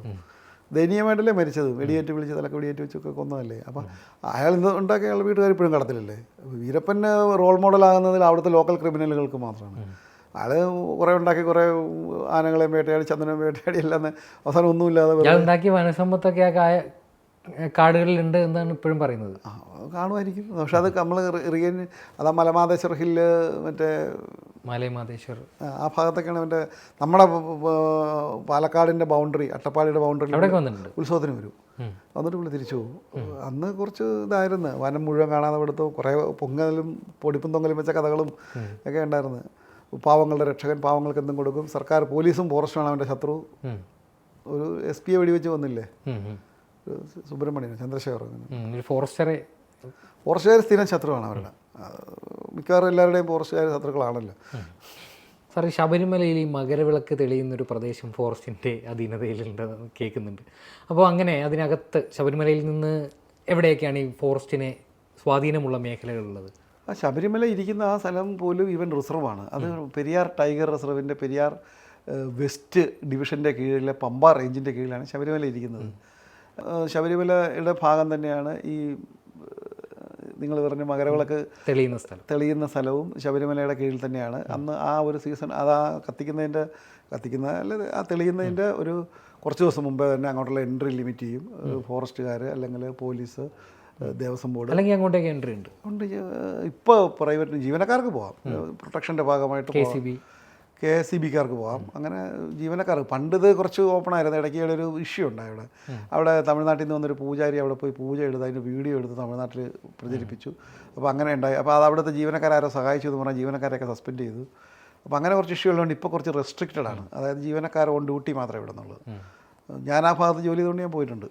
സാർ, ഇപ്പോൾ കേരളത്തിലെ ഏറ്റവും വലിയ ഒരു സാമൂഹിക പ്രശ്നം എന്ന് പറയുന്നത് ഈ ഹ്യൂമൻ ആനിമൽ കോൺഫ്ലിക്റ്റ് ആണ്. അപ്പോൾ ഈ ആനകൾ നാട്ടിലേക്ക് ഇറങ്ങുന്നു, അല്ലെങ്കിൽ വന്യമൃഗങ്ങൾ ധാരാളമായിട്ട് നാട്ടിലേക്ക് ഇറങ്ങുന്നു. വയനാട്ടിലാണെങ്കിൽ കടുവയാണ്, പല പ്രദേശങ്ങളിൽ ആനയാണ്. ഈ ഒരു കോൺഫ്ലിക്റ്റ് ഇപ്പോൾ ഈ ഒരു കാലത്ത് അത് വർദ്ധിക്കാനുള്ള കാരണം എന്തായിരിക്കും? ശരിക്കും വനംവകുപ്പ് നേരിടുന്ന ഒരു പ്രധാന പ്രശ്നം ഈ ഒരു വിഷയമാണ്. നമുക്ക് പ്രൊട്ടക്ഷൻ മറ്റു കാര്യങ്ങൾക്ക് ശ്രദ്ധിക്കുന്നതിനേക്കാൾ നമ്മുടെ മാൻ പവർ ഏറ്റവും കൂടുതൽ ഇപ്പോൾ ഇതിനാണ് വിനിയോഗിക്കുന്നത്. ഈ ജീവനക്കാർ രാത്രിയും പകലും കഷ്ടപ്പെടുന്നുണ്ട്. കഴിഞ്ഞ ഒരു 10-15 കൊല്ലം മുമ്പ് വരെ ആനകൾ വരാതിരുന്ന സ്ഥലത്ത് പോലും ഇപ്പോൾ ആനകൾ വരുന്നുണ്ട്. ഇതിൻ്റെ ഇൻറ്റീരിയർ ഏരിയയിലൊക്കെ ഫുഡിൻ്റെ ഒരു ഈ എൽനിനോ പോലുള്ള പ്രശ്നങ്ങൾ വന്നപ്പോഴത്തേക്കും നാച്ചുറലി ഉണ്ടായിരുന്ന മുളകൾ, ഈറ്റകളൊക്കെ ഉണങ്ങുകയും അത് ഉണങ്ങിപ്പോവുകയാണ് ചെയ്യുന്നത്. അതിനുശേഷം അതിൻ്റെ റീജനറേഷൻ വളരെ കുറഞ്ഞു. അപ്പോൾ ഈ ജീവികൾക്ക് നിരന്തരമായിട്ട് ഭക്ഷണം ഇല്ലാതെ വരുന്നൊരു സാഹചര്യം വന്നപ്പോൾ അതുങ്ങൾ കിട്ടുന്നിടത്തേക്ക് പോകുന്നു. പിന്നീട് ഈ അതിർത്തി സ്ഥലങ്ങളിൽ പൈനാപ്പിൾ കൃഷി വ്യാപകമായി. അതായത് കേരളത്തിൻ്റെ വനമേഖലയോട് ചേർന്ന് എസ്പെഷ്യലി അതിരപ്പള്ളി ഭാഗത്തൊക്കെ പ്ലാന്റേഷൻ PCK എന്ന് പറയുന്ന പ്ലാന്റേഷൻ കോർപ്പറേഷൻ കേരളക്ക് കൊടുത്ത സ്ഥലങ്ങൾ മുഴുവൻ പൈനാപ്പിളായി. ആ ആനകളുടെ ഒരു കുറേ കഴിയുമ്പോഴത്തേക്ക് കഷ്ടപ്പെടാതെ ഫുഡ് കിട്ടുമെങ്കിൽ ഏത് ജീവിയാണ് അലഞ്ഞു തിളഞ്ഞ് പിടിക്കാൻ പോകുന്നത്? ഒരു കടുവയ്ക്ക് എന്നും ഇപ്പം ഒരു മാടിനെ കൊണ്ട് വാതക വെച്ച് കൊടുത്ത് അവനെ പിടിക്കും തിന്നുന്നു. പിന്നീട് അവൻ്റെ ജീനിലും അവൻ്റെ തലമുറയിലും ഒക്കെ കഷ്ടപ്പെട്ട് ഇര തേടുന്ന ഇതങ്ങ് ഇല്ലാതാവും. ഇപ്പോൾ ആനകളുടെ ഒരു ചിന്താഗതി ആ വേലി ഇരുമ്പ് വേലി പൊളിച്ചാൽ ഫുഡുണ്ട്, വാഴയുണ്ട്, അല്ലെങ്കിലുണ്ട്. ആ ഒരു കൺസെപ്റ്റിലേക്ക് എല്ലാ ആനകളും എത്തിയെന്നുള്ളതാണ് എൻ്റെ ഒരു കണക്കുള്ളൂ. ഈ കാലാവസ്ഥാ വ്യതിയാനം കൊണ്ട് ഉള്ള ഏരിയയിൽ ജലത്തിൻ്റെ കുറവുണ്ട്. അതിൻ്റെ ഈ ഈറ്റ മുള പോലുള്ള ഇതായിരുന്നു. അതിൻ്റെയൊക്കെ നാമ്പുകളാണ് ഈ ആന തിന്നുന്നത്, പുല്ലുകൾ. ഇതിൻ്റെയൊക്കെ ഷോർട്ടേജ് ഉണ്ടായിട്ടുണ്ട്. അതിനൊപ്പം ഇതുപോലെ ഫ്രിഞ്ച് ഏരിയയിൽ കൊണ്ടുവന്ന് ഇതുപോലെ പൈനാപ്പിൾ കൃഷി, അത് സർക്കാർ അടിയന്തരമായിട്ട് ആ പോളിസി തന്നെ വേണം. ഇതുപോലെ കൃഷികൾ വനത്തിൻ്റെ അതിർത്തിയിൽ നിന്ന് മാറ്റണം. ഇപ്പോൾ മൂവാറ്റുപുഴയ്ക്ക് ഇപ്പോൾ എറണാകുളത്തും ആലപ്പുഴയിലും വെക്കുന്ന പോലെയല്ല. വനത്തിൻ്റെ അതിർത്തി മുഴുവൻ ഇപ്പോൾ ഇതാണ്. അവർ ആനകളെ ഉപദ്രവിക്കാനുള്ള കാര്യങ്ങളും ചെയ്യുന്നുണ്ട്. എർത്തിങ്, അതുപോലെ നേരിട്ട് ഇലക്ട്രിസിറ്റി ബോർഡിൻ്റെ കറണ്ട് കൊടുക്കുന്നു. സോളാർ ഫെൻസിങ് ഒക്കെ 9 വോൾട്ട് 10 വോൾട്ട് 11 വോൾട്ടാണ്. മറ്റത് അങ്ങനെയല്ല, നേരെ ഇലക്ട്രിക് ലൈനിൽ നിന്ന് കൊടുക്കും. അങ്ങനെ തന്നെ ആനകൾ ഒത്തിരി ചത്തിട്ടുണ്ട്. അപ്പോൾ ഈ ഒരു കാലാവസ്ഥാ വ്യതിയാനം നിർണായകമാണ്. ഇനി വനംവകുപ്പ് കഴിഞ്ഞ 10 കൊല്ലം മുമ്പ് ഞങ്ങളൊരു ഓഫീസർ ഒരു ക്ലാസ്സിൽ പറഞ്ഞതാണ്, വനംവകുപ്പ് നേരിടാൻ പോകുന്നത് ഇനി അങ്ങോട്ടുള്ള ഈ ഒരു പ്രശ്നം. ഇതിന് ശാശ്വതമായൊരു പരിഹാരം ഉണ്ടാകുന്നുണ്ട്, പ്രതീക്ഷയൊന്നും വേണ്ട. വയനാട്ടിൽ കടുവ ഇപ്പോൾ 10 കടുവയോളം നമ്മുടെ കയ്യിൽ കസ്റ്റഡിയിലുണ്ട്. ആകെ 45 കടുവയെങ്ങാനാണ് ഡിക്ലെയർ ചെയ്തത്. ആ എണ്ണങ്ങളിലൊക്കെ ശരിക്കും ഇപ്പോൾ ഒരു കോൺട്രഡിക്ഷനാണ്. നമ്മൾ പിടിക്കുന്നതോറും കടുവയുടെ എണ്ണം കൂടി വരേണ്ട സാഹചര്യം. 10 കടുവ കസ്റ്റഡിയിൽ. കുപ്പാടി എന്ന് പറയുന്നത് ടൈഗർ റെസ്ക്യൂ സെൻറ്റർ പോലൊരു ഇതുണ്ട്. അതിൽ നമ്മൾ ഭക്ഷണം കൊടുത്ത് സൂക്ഷിക്കുക. കാല് മുറിഞ്ഞത് അവിടെ ഈ പൊതുജനങ്ങൾക്ക് പ്രവേശനം ഇല്ല, പൊതുജനങ്ങൾക്ക് പ്രവേശനമില്ല. അവിടെ നമ്മൾ ഭക്ഷണം കൊടുത്ത് പലയിടത്തായിട്ട് മനുഷ്യനെ ആക്രമിക്കുകയും കന്നുകാലികളെ കാറ്റ് ലിഫ്റ്റൊക്കെ ചെയ്യുന്നതിനെ ഈ സർക്കാരിൻ്റെ ഒരു പോളിസി അപകടം മറ്റ് ജനങ്ങളെ ഉപദ്രവിക്കുന്നതിന് മുമ്പേ തന്നെ പിടിച്ചുകൊണ്ട് വന്ന് അവിടെ സൂക്ഷിക്കുക. വലിയ കടുവകൾ, അത് ചെറിയ കുട്ടിക്കടുവകൾ തൊട്ട് വലിയ കടുവകൾ വരും. അല്ല, സാധാരണ ഈ കടുവകൾ നാട്ടിലേക്ക് ഇറങ്ങുന്ന ഒന്നെങ്കിൽ അതിൻ്റെ ടെറിട്ടറിയിൽ മറ്റൊരു കടുവ വരുന്നു ആരോഗ്യവാനായ, അല്ലെങ്കിൽ പ്രായാധിക്യം മൂലം വേട്ടയാടാനുള്ള കഴിവ് നഷ്ടപ്പെട്ട കടുവകളാണ് നാട്ടിലേക്ക് വന്ന് കാറ്റിൽസിനെ പിടിച്ചുകൊണ്ട് പോകുന്നതെന്ന് കേട്ടിട്ടുണ്ട്. അപ്പോൾ ഈ ആരോഗ്യവാന്മാരായ കടുവകൾ എങ്ങനെയാണ് ഈ നാട്ടിലേക്ക് വരുന്നത്? അങ്ങനെ ഇല്ല, നോർമലി പിടിച്ച കടുവകൾക്കൊക്കെ ടെറിട്ടറി ഫൈറ്റിൽ കടുവകളുടെ എണ്ണം കൂടുക, അല്ലെങ്കിൽ മറ്റു സ്ഥലത്തൊരു കടുവ വരുമ്പോൾ ടെറിട്ടറിക്ക് വേണ്ടിയുള്ള യുദ്ധത്തിൽ പരാജയപ്പെടുന്നവൻ അവൻ്റെ ടെറിട്ടറി വിട്ട് കുറച്ച് നാട്ടിലേക്ക് ഇറങ്ങും. പരിക്കേറ്റ് ഈ കോമ്പല്ലോ അല്ലെങ്കിൽ ഈ ഇറച്ചിയൊക്കെ കടിച്ചു മുറിക്കുന്ന ആ പല്ലുകൾക്ക് പരിക്കേക്കുക, പ്രായാധിക്യം മൂലം പല്ല് കൊഴിഞ്ഞു പോവുക, ആരോഗ്യ പ്രശ്നങ്ങൾ വരുമ്പോഴത്തേക്ക് ഓടി നടന്ന് വേട്ടയാടാൻ പറ്റാതെ വരുമ്പോൾ നോർമലി അവർ അതിർത്തിയിലേക്ക് വരും. നൂറുകണക്കിന് കന്നുകാലികളെ വിട്ടിട്ടുണ്ട്. അതിനെ പിടിച്ചുകൊണ്ട് പോയി അലഞ്ഞ് കഷ്ടപ്പെട്ട് ഭക്ഷണം തേടി ഉണ്ടാക്കേണ്ട കാര്യമില്ല. അപ്പോൾ അവർ ചെയ്യുന്നത് ഏറ്റവും എളുപ്പത്തിൽ ഭക്ഷണം കിട്ടാനുള്ള മാർഗ്ഗം നോക്കും. അങ്ങനെയുള്ളതിനെ നമ്മൾ പിടിക്കാറുണ്ട്, കൂട് വെച്ച് പിടിക്കാറുണ്ട്. പിടിക്കുമ്പോഴത്തേക്കും അതിൻ്റെ പല്ലുകൾക്ക് തകരാറുണ്ടാവും, നഖങ്ങൾ പോയി കാണും, പ്രായാധിക്യം മൂലം എവിടെയെങ്കിലും മുറിവുകൾ കാണും, അല്ലെങ്കിൽ ഏതെങ്കിലും കെണികളിൽ ചെന്ന് വീണിട്ട് കയ്യോ കാലിനോ ഗുരുതരമായ മുറിവുകളുണ്ടാകും. അങ്ങനെയുള്ളതൊക്കെയാണ് കൂടുതലും വരുന്നത്. അങ്ങനെ അപകടം സംഭവിച്ചതോ സ്വന്തമായി ഇരതയിടാൻ പറ്റാതോ പ്രായാധിക്യം മൂലം വന്നതോ ടെറിട്ടറി ഫൈറ്റിൽ പരാജയപ്പെട്ടോ കടുവകളാണ് കൂടുതലും വരുന്നത്. പൂർണ്ണ ആരോഗ്യവാനായ ഒരു കടുവയും കാട്ടിൽ തന്നെ അവൻ ആവശ്യത്തിന് ഫുഡ് ഉണ്ടാകും. കടുവയുടെ ഒരു അത് വെച്ച് ഏത് ഇവൻ ആനകളെയൊക്കെ ഓടിച്ചിട്ട് അടിച്ച് വീഴിക്കാനുള്ള ആരോഗ്യമുണ്ട്. പൂർണ്ണ അടിച്ചാണ് വീഴുന്നത്. അടിക്കുക കടുവ നല്ല അടിയാണ് അടിക്കുന്നത്. പിന്നെ കാട്ടുപോത്തൊക്കെയാണ് അതിന് ആ കൃത്യം കടിക്കേണ്ട കഴുത്തിൻ്റെ ആ ഞരമ്പിൽ തന്നെ കടിച്ച് പിടിച്ച് പവർഫുള്ളാണ് കടുവ. അതുപോലെ തന്നെ ഈ കടുവയുടെ നേരെ ഒരാൾ വന്നാൽ കടുവ വഴിമാറിപ്പോവും, അല്ലെങ്കിൽ കടുവയുടെ മുന്നിൽ കുനിഞ്ഞിരുന്നാൽ, അതായത് ഈ വയനാട്ടിലൊരു സ്ത്രീ പുല്ലരിയാൻ പോകുമ്പോൾ പുല്ലരിഞ്ഞുകൊണ്ടിരിക്കുമ്പോൾ കടുവ പിടിച്ചുകൊണ്ട് പോയൊരു സംഭവമൊക്കെ ഉണ്ടായിട്ടുണ്ട്, ഒരു യുവാവിനെയും. അപ്പോൾ ഇങ്ങനെയുള്ള സംഭവങ്ങളിൽ കടുവയുടെ നേരെ ചെന്നാൽ കടുവ ആക്രമിക്കാതെ വഴിമാറി പോകുന്നതൊക്കെ കേട്ടിട്ടുണ്ട്. അതിൽ വാസ്തവമുണ്ടോ? ഇല്ല, നോർമലി കൂട്ടായിട്ട് പോകുന്ന ആൾക്കാരുടെ നേരെ കടുവ വരാറില്ല. ഈ ഒരാളാണെങ്കിൽ പോലും ഇപ്പോൾ എനിക്ക് കിട്ടിയ നമ്മൾ പല ഓഫീസർമാരും പറഞ്ഞു ഉള്ളതിൽ നമ്മൾ ഈ ഒരാൾ മുമ്പേ പോകുന്ന അയാളുടെ പുറകെ 2 പേര് 3 പേര് ഇങ്ങനെ പോകുന്ന ഒരു കൂട്ടത്തിന് നേരെ കടുവ തിരിയത്തില്ല. നേരെ തിരിച്ച് കടുവ ഇവിടെ നിൽക്കുന്നു, നമ്മൾ ഇങ്ങനെ ഒരു സർക്കുലർ ഷേപ്പിൽ അതിനെ വളയുന്നു എന്ന് തോന്നിക്കഴിഞ്ഞാൽ കടുവ ഹാർട്ട് അറ്റാക്ക് ചെയ്യും. അല്ലാതെ നമ്മൾ ഒരാൾ മുമ്പിൽ 2 ആൾ പുറകിൽ അങ്ങനെ ഒരു പിരമിഡ് ആകൃതിയിൽ പോകുന്ന ഒരു കൂട്ടത്തിന് നേരെ കടുവ വരത്തില്ല. നോർമലി ആൾക്കാരെ കണ്ടു കഴിഞ്ഞാൽ കടുവ മാറിപ്പോകും. നമ്മളുടെ സാന്നിധ്യം ഉണ്ടാക്കി തന്നെ നമുക്കൊരിക്കലും കടുവയെ കാണാൻ കിട്ടാറില്ല. തൊട്ടടുത്ത് ചിലപ്പോൾ ഉണ്ടായിരിക്കാം. ഞാൻ ഈ 28 കൊല്ലത്തിലേക്ക് 1-2 പ്രാവശ്യം കടുവയെ കണ്ടിട്ടുള്ളൂ. കാര്യം നമ്മുടെ സാന്നിധ്യത്തിൽ നിന്ന് മാറി നിൽക്കാനാണ് കടുവ ആഗ്രഹിക്കുന്നത്. കാര്യം അവൻ്റെ നമ്മളൊരു ഒന്നുമല്ല, ഏറെ ശത്രുവേ അല്ല, നമുക്കാണ് അവനെ ഭയം. പിന്നെ നമ്മൾ ഈ തിയറിയിൽ പറയുന്ന വരുമ്പോൾ നമ്മൾ വലിയ വലിപ്പം കാണിക്കണം. കരടിയുടെയൊക്കെ നേരെ നമ്മൾ എണീറ്റ് നിന്ന് കൈ ഇങ്ങനെ വിരിച്ച് നിൽക്കണം. കടുവയുടെ നേരെ നമ്മൾ കടുവയേക്കാളും വലുത്. ഇതൊന്നും പറയും, നമ്മൾ തിയറിയൊക്കെ പറയും. ആ സമയത്ത് ഒന്നും ചിന്തിക്കുക, ഓടുക എന്നാണ്. ഓടിക്കഴിഞ്ഞാൽ ഒറ്റക്കൊക്കെയാണ് ചിലപ്പോൾ കടുവ കഷ്ടകാലത്തിലാണ് അത് ചിലപ്പോൾ പിടിക്കും. നമ്മുടെ കഷ്ടകാലമാണെങ്കിൽ പിടിച്ചിരിക്കും. അത് നമ്മുടെ ഈയിടെ ഗവിയിലൊരു പയ്യൻ, അവൻ കാട് കൊണ്ട് ജീവിക്കുന്ന വാച്ചറാണ്. എന്തോ അവൻ കാട്ടിലേക്ക് തനിയെ പോയി, കുറച്ചുള്ളിലേക്ക് പോയിട്ട് അവനെന്തോ ടോയ്ലറ്റിൽ പോകുന്ന പറമ്പിൽ പോകാൻ പോയതാണ്. സ്റ്റാഫ് ചെല്ലുമ്പോൾ ആ കടുവയുടെ നിന്ന് ചെരുപ്പും ബാഗും മൊബൈലും അവിടെ ഇരിപ്പുണ്ട്. അവൻ്റെ ബോഡി പോലും കിട്ടിയില്ല. പിന്നീട് ആ കടുവയുടെ കാഷ്ടത്തിൽ നിന്ന് അവൻ്റെ മുട്ടിൽ എല്ല് വരെ കിട്ടി. കടുവ മരിക്കുക എന്തോ പൂർണ്ണമായിട്ടും ഭക്ഷിച്ചു. ആ കുറച്ച് ഭാഗം മാത്രം ബാക്കിയിട്ട്. അത് സാധാരണ മനുഷ്യഭോജിയല്ല. കാട്ടിലുള്ളതാണെങ്കിൽ അവന് മാനങ്ങളാവും, ഇഷ്ടംപോലെ ഫുഡുണ്ട്. നമ്മൾ ഈ കടുവ ഇത് ചെയ്യുന്ന ഒരു കാട്ടുപോത്തിനെ അടിച്ച് വീഴ്ച കഴിഞ്ഞാൽ നമ്മൾ നോർമലി ഇതിനൊരു സെൻസസിൻ്റെയൊക്കെ പോലെ ഭാഗമായിട്ട് ആരാണെന്ന് അറിയാൻ വേണ്ടി നമ്മൾ ക്യാമറ വയ്ക്കും. കൃത്യമായിട്ട് കടുവ ഏതാണെന്ന് നമുക്ക് ഐഡൻറ്റിഫൈ ചെയ്യാൻ പറ്റും. ക്യാമറയിൽ കടുവ വരുന്നതും കാട്ടുപോത്തിനെ തിന്നുന്ന 3 ദിവസം 4 ദിവസം കൊണ്ടും ഒക്കെ തിന്നുന്നതൊക്കെ നമുക്ക് കാണാൻ പറ്റും. നന്നായിട്ട് അഴുകി കഴിഞ്ഞ് തിന്നും. അങ്ങനെയാണ് ഈ വേട്ടയാടി ഉടനെ തിന്നും. നോർമലി ഒറ്റയടിക്ക് തിന്നത്തില്ല. അപ്പോൾ ആദ്യ ദിവസം തിന്ന് കുറച്ച് ദിവസം കഴിഞ്ഞ് അങ്ങനെ, അല്ലാതെ അഴുകിയാലേ തിന്നത്തുള്ളൂ അങ്ങനത്തെ ഇതൊന്നും കഴിയില്ല. പച്ചയിറച്ചി നന്നായിട്ട് നല്ല ഇറച്ചിയായാലും കടുവ തിന്നും. കടുവയ്ക്ക് അങ്ങനെ ഇതായിട്ട് കഴിയില്ല. പക്ഷെ പറയുമ്പോൾ ആൾക്കാർ അഴുകി കഴിഞ്ഞേ തിന്നുള്ളൂ. പക്ഷേ ഇവനൊരു 5-6 ദിവസം കൊണ്ട് ഒരു വലിയ കടുവയെ ഇതിനെ കടിച്ചു കഴിഞ്ഞാൽ കുറേ ദിവസം കൊണ്ട് തിന്നുള്ളൂ. അപ്പോൾ ആ ദിവസം കൊണ്ട് ഇത് അവസാനത്തെ ദിവസമൊക്കെ ആകുമ്പോൾ അഴുകി ഇതൊക്കെ ആയെങ്കിൽ വല്ലാതാവും. എന്നാലും അവൻ തിന്നും. അത് പിന്നെയുള്ളത് ഈ പുലികളാണ്. അപ്പോൾ ഇന്നും ഒരു വാർത്ത വന്നിട്ടുണ്ട്, ഇടുക്കി ഗ്രാമ്പിയിൽ നിന്ന് കടുവയ്ക്ക് വെച്ച കൂട്ടിലൊരു പുലി കുടുങ്ങിയിരിക്കുന്നു എന്നൊരു വാർത്ത. അപ്പോൾ ഇത്തരത്തിൽ പുലികൾ എങ്ങനെയാണ് അതിൻ്റെ ഒരു സ്വഭാവം? പുലികൾ ഇപ്പോൾ എല്ലാ വനത്തിനോട് ചേർന്നാൽ എല്ലാ ഭാഗങ്ങളിലും. ഗ്രാമ്പി എന്ന് പറയുന്നത് നമ്മുടെ എരുമേലി റേഞ്ചിൻ്റെ മുറിഞ്ഞുപുഴ സ്റ്റേഷൻ്റെ കീഴിലുള്ള സ്ഥലമാണ് ഗ്രാമ്പി എന്ന് പറയുന്നത്. വള്ളക്കടവിൻ്റെ ബൗണ്ടറിയാണ്. വള്ളക്കടവ് എന്ന് പറഞ്ഞാൽ പെരിയാർ ടൈഗർ റിസർവ്. അവിടെ പുലി കടുവ എല്ലാം ഉണ്ട്. അതിൽ നിന്ന് ഇതുങ്ങൾ രാത്രിയിലൊക്കെ ആനയൊക്കെ ഈവൻ 30 കിലോമീറ്റേഴ്സ് 40 കിലോമീറ്ററൊക്കെ ഒരു ഒറ്റ സ്ട്രെച്ചിൽ യാത്ര ചെയ്യും. പുലികളും കുറച്ച് ദൂരം ഭക്ഷണത്തിനൊക്കെ വന്നതിൻ്റെ ഭാഗമായിട്ട് ഇതായിരിക്കും. അവിടെ കടുവാക്കി വെച്ച് പുലിയെ വീണ് രണ്ടും ഉണ്ട്. അതിൻ്റെ ഈ പെരിയാർ ഈസ്റ്റിൻ്റെയും വെസ്റ്റിൻ്റെയും ബൗണ്ടറിയാണ് ആ ഭാഗം. അഴുത, പമ്പ, ഗ്രാമ്പി എന്നൊക്കെ പറയുന്നത് 2 ഡിവിഷൻ്റെ ബൗണ്ടറിയാണ്. 2 മേജർ റേഞ്ചുകളാണ് പെരിയാർ ടൈഗർ റിസർവിൻ്റെ ഭാഗങ്ങളാണ്. അപ്പോൾ അവിടെ നോർമലി വെച്ച് കഴിഞ്ഞാൽ മൃഗങ്ങൾ വീഴും.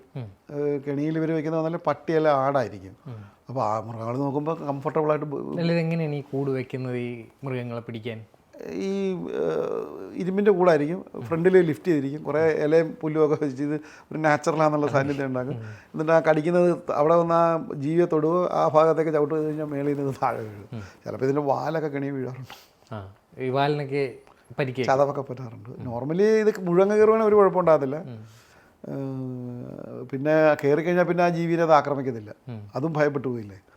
ഈ കഴിഞ്ഞ ദിവസം പിടിച്ചതിൽ ആടും അതുമായിട്ട് കെട്ടിപ്പിടിച്ചിരിക്കുകയോ പേടിച്ചിട്ട്. ആടിനെ ജീവനോടെ ഈ കെണിയിൽ പെട്ട് കഴിഞ്ഞാൽ പിന്നെ ഈ ഇരയെ തിന്നില്ല എന്നുള്ളതല്ല, അതും ഭയപ്പെട്ടുമല്ലോ. അതിൻ്റെ സഞ്ചാര സ്വാതന്ത്ര്യം തടയാന്ന് പറഞ്ഞാൽ എന്താ സംഭവം നമുക്ക് അവയർനെസ് ഉള്ളതുകൊണ്ട് നമുക്കറിയാം. നമ്മളിപ്പോൾ ജയിലിലാണോ അകത്താണോ റൂമിലാണ്, ഇത് എന്താണ് സംഭവിച്ചതിന് മനസ്സിലാകുന്നില്ല. പിന്നെ അത് തീറ്റയല്ല ആലോചിക്കുന്നത്, പിന്നെ എങ്ങനെ രക്ഷപ്പെടാമെന്നുള്ളതാണ്. അതിന് സാധ്യത കുറവാകുമ്പോൾ അവനങ്ങനെ ആവും. പിന്നെ നമ്മളേന്ന് മയക്കുവെടി വെച്ചോ അല്ല ഉൾക്കാട്ടിലോ കൊണ്ട് തുറന്നു വിടും. സാർ ഇങ്ങനെ റെസ്ക്യൂ ചെയ്യുന്ന മൃഗങ്ങളെ ഇപ്പോൾ അവിടെ ഒരു പ്രത്യേക റെസ്ക്യൂ ഹോം ഉണ്ടെന്ന് പറയുന്നുണ്ട്. അപ്പോൾ ഇവിടെ എങ്ങനെയാണ് ഈ പിടിക്കുന്ന കടുവകളുടെയും അല്ലെങ്കിൽ വന്യമൃഗങ്ങളുടെയും ഒക്കെ പരിചരണം? അവിടെ ഡോക്ടറെ കീഴിലാണ്, വയലാർ വെറ്റിനറി സർജൻ്റെ പൂർണ്ണമായ നിയന്ത്രണത്തിലാണ്. അതിന് ഫുഡ് എങ്ങനെ കൊടുക്കണം, അതിൻ്റെ ആരോഗ്യസ്ഥിതി ഓരോ സമയത്തും പരിശോധിക്കുക. അതിന് ചാർജുള്ള റേഞ്ച് ഓഫീസർമാർ, സ്റ്റാഫ് നല്ല ക്ലീനായിട്ടും അതിനെ രാവിലെ ഏറ്റവും നടത്തിക്കാൻ കൊണ്ടുപോകും, കുളിപ്പിക്കും. കുളിക്കാനുള്ള നടത്തിക്കുന്നത് ഓരോന്നിൻ്റെയും എൻട്രൻസ് തുറന്നിരിക്കുന്നത് ഈ ഓപ്പൺ മൈതാനങ്ങളിലേക്കാണ്. ഒരെണ്ണം നടന്ന് കറങ്ങിയൊക്കെ കഴിഞ്ഞാൽ അടുത്തതിനെ കയറ്റുക, കൃത്യമായി നന്നായിട്ട് മാനേജ് ചെയ്ത് ചെയ്യുന്നുണ്ട്. ഇതിനെ പിന്നെ കടലിൽ തിരിച്ചു വിടത്തില്ല ഒരിക്കലും. ഇതിന് നമുക്ക് പണ്ടൊരു കടുവയുണ്ടായിരുന്നു, മംഗള എന്നും പറഞ്ഞ്. നമുക്ക് തേക്കടിയിലൊരു ചെറിയ കടുവാക്കുട്ടിയെ കിട്ടി. അതിൻ്റെ അമ്മ അതിനെ ഉപേക്ഷിച്ചു, കണ്ണിനെന്തോ തിമിരോ എന്തോ ആരോഗ്യ പ്രശ്നം, തള്ള അതിനെ ഉപേക്ഷിച്ചു എന്ന് പറഞ്ഞാൽ പിന്നെ നമ്മളതിനെ എടുക്കരുതായിരുന്നു.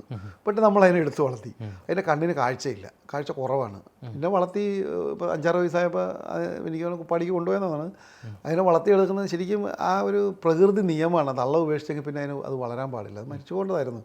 ബട്ട് നമുക്ക് ഒരു കടുവയെ നമ്മളതൊരു നിധി പോലെ ഏറ്റെടുത്ത് വളർത്തി വലുതാക്കി. ഇപ്പോൾ കുറേ വലുതായിട്ടുണ്ട്. ഇപ്പോൾ അവസാനം എന്താ ഇരിക്കണം, മൃഗശാലയിലുണ്ടെന്ന് തോന്നുന്നു. എനിക്ക് തോന്നുന്നു ഈ തൃശ്ശൂർ ഒരു അതിനെ വളർത്താൻ ഒരു ജീവനക്കാരനുണ്ടായിരുന്നു, അയാൾക്ക് അതുമായിട്ട് മംഗള ഞാനുള്ള സമയത്തുണ്ടത്, മംഗളയുണ്ട്. സാർ അതുപോലെ തന്നെ ഈ കേരളത്തിലെ പലതരത്തിൽ വനങ്ങളുണ്ട്. നിലമ്പൂരുണ്ട്, വയനാടുണ്ട്, ഇപ്പോൾ ഗവി, ശബരിമല വനങ്ങൾ. അങ്ങനെ ഇതിലേറ്റവും അധികം വന്യമൃഗങ്ങളെ ഉൾക്കൊള്ളുന്നൊരു വനമേഖല ഏതായിരിക്കും? നമുക്ക് ഈ പ്രത്യക്ഷത്തിൽ കാണാൻ പറ്റുന്നത് വയനാട്ടിലാണ്. വയനാടിൻ്റെ ഒരു വനമെന്ന് പറഞ്ഞാൽ അടിക്കാടുകൾ കുറവാണ്, വൻമരങ്ങൾ കുറവാണ്. റിസർവ് ഫോറസ്റ്റ്, അത് മുത്തങ്ങ അല്ലെങ്കിൽ തോൽപ്പെട്ടി ആ ഭാഗങ്ങളിൽ ഈ ഒരു കർണാടക തമിഴ്നാടിൻ്റെ ആ രീതിയിലുള്ള വനമായതുകൊണ്ട് മൃഗങ്ങളെ നമുക്ക് എളുപ്പം കാണാൻ പറ്റും. എവിടെ ഉണ്ടെങ്കിലും കാണാൻ വിസിബിലിറ്റി കൂടുതലാണ്.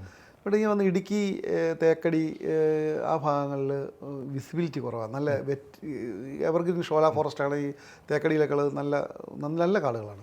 അപ്പോൾ നമുക്ക് കാണാൻ പറ്റത്തില്ല, കാഴ്ച വിഷൻ കുറവായിരിക്കും. അപ്പോൾ കൂടുതലുള്ളത് എന്നൊരു കൺസെപ്റ്റ് നമുക്ക് പറയാൻ പറ്റില്ല. കേരളത്തിൽ നല്ല രീതിയിൽ ഈ മാനേജ്മെൻറ്റ്, വൈൽഡ് ലൈഫ് മാനേജ്മെൻറ്റ് നല്ല രീതിയിൽ ചെയ്യുന്നുണ്ട്. എല്ലാത്തോടെയും അവാർഡ് നമുക്ക് തേക്കടിക്കും അല്ലെങ്കിൽ പറമ്പിക്കുളത്തിനും ആയിരിക്കും. അപ്പോൾ മൃഗങ്ങൾ എല്ലായിടത്തും ധാരാളമായിട്ടുണ്ട്. അത് നമ്മുടെ ആൾക്കാരുടെ പ്രൊട്ടക്ഷൻ്റെ ഗുണം തന്നെയാണ്. വൻതോതിൽ മൃഗങ്ങളുടെ എണ്ണം കൂടിയിട്ടുണ്ട്. ഗവി മേഖല, ഗവി ശരിക്കും പറഞ്ഞാൽ 2 ഡിവിഷൻ്റെ ബൗണ്ടറി ആയിട്ട് വരും. ഗവിയെക്കുറിച്ച് പറയുകയാണെങ്കിൽ ഒന്ന് റാന്നി ഡിവിഷൻ്റെ കുറച്ച് ഭാഗമുണ്ട്, പെരിയാർ വെസ്റ്റ് തേക്കടിയുടെയും കുറച്ച് ഭാഗമുണ്ട്. അവിടെ വൈൽഡ് ലൈഫ് നല്ല സാന്നിധ്യമുള്ള സ്ഥലമാണ്. ഇപ്പോൾ ഈ നമ്മൾ ടൂറിസ്റ്റുകളെ വിടുന്നത് കൊണ്ട് അതിൻ്റെ എക്കോളജിക്കൽ ഭയങ്കര ഡാമേജാണ് സംഭവിക്കുന്നത്. പോകുന്ന ആൾക്കാർ നല്ലൊരു ശതമാനം പോകുന്ന മദ്യപിക്കാനും അങ്ങനെയുള്ള കാര്യങ്ങൾക്കാണ്. അതിൻ്റെ ഒരു ആ ഒരു പാരിസ്ഥിതിക ഇമ്പോർട്ടൻസ് കൊടുത്തു പോകുന്നവർ വളരെ കുറവാണ്.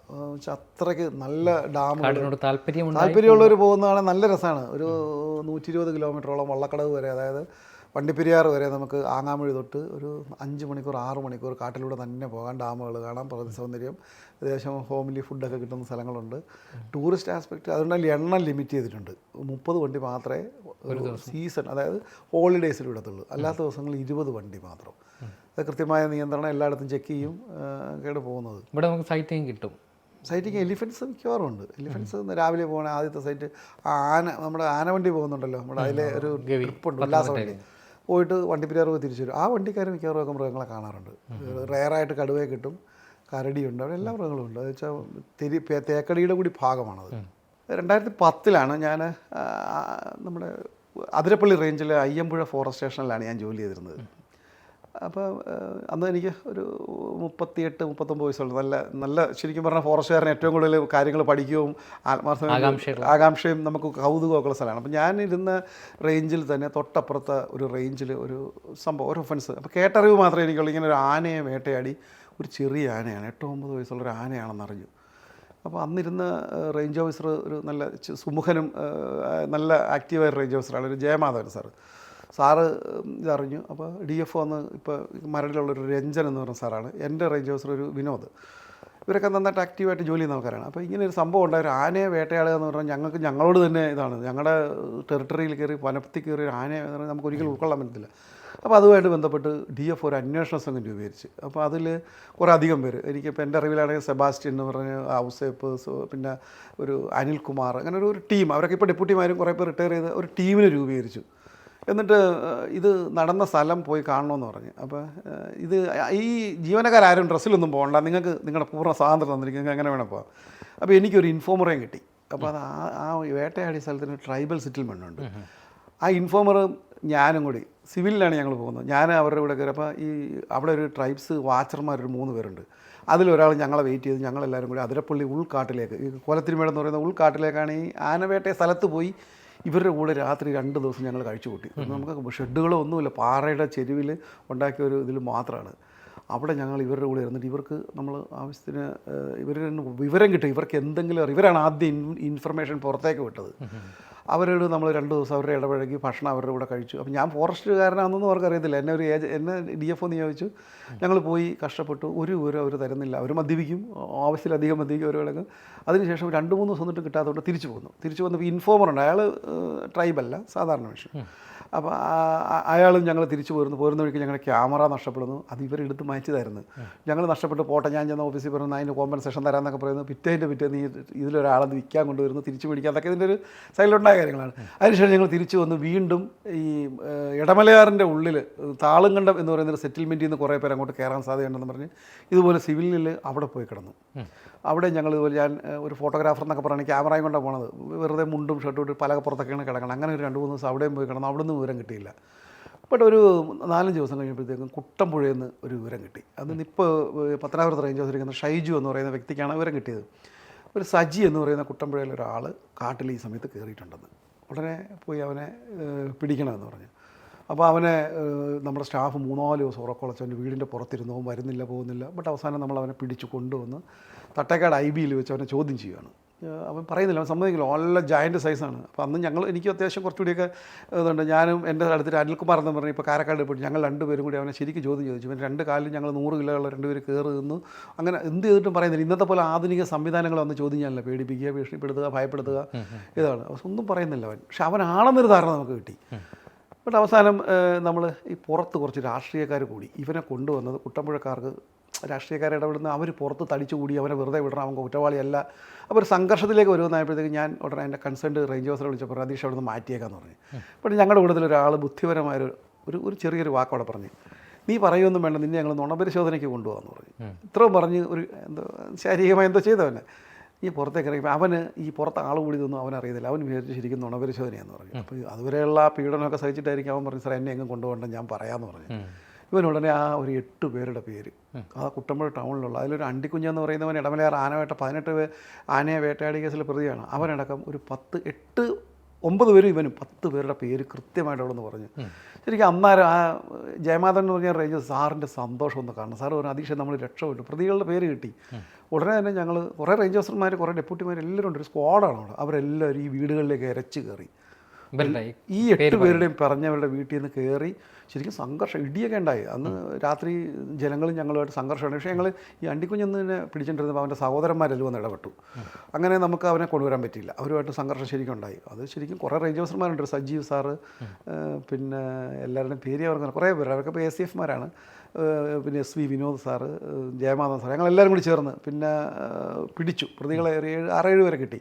അതിനുശേഷം ചോദ്യം ചെയ്തത് തിരുവനന്തപുരത്താണ് കൊടുത്തിരിക്കുന്നതെന്ന് പറഞ്ഞു. ചാക്ക അതിലുള്ള 1-2 വലിയ ഇൻ്റർനാഷണൽ ട്രേഡേഴ്സാണ് ഈ ഇതിൻ്റെ. അവിടെ പോയി അതേ സമയത്ത് തന്നെ തിരുവനന്തപുരത്തേക്ക് DF ഓപ്പറേറ്റ് ചെയ്ത് തിരുവനന്തപുരത്ത് അവിടെ റെയ്ഡ് ചെയ്ത് അവിടുന്ന് ആനക്കൊമ്പ് പിടിച്ചു.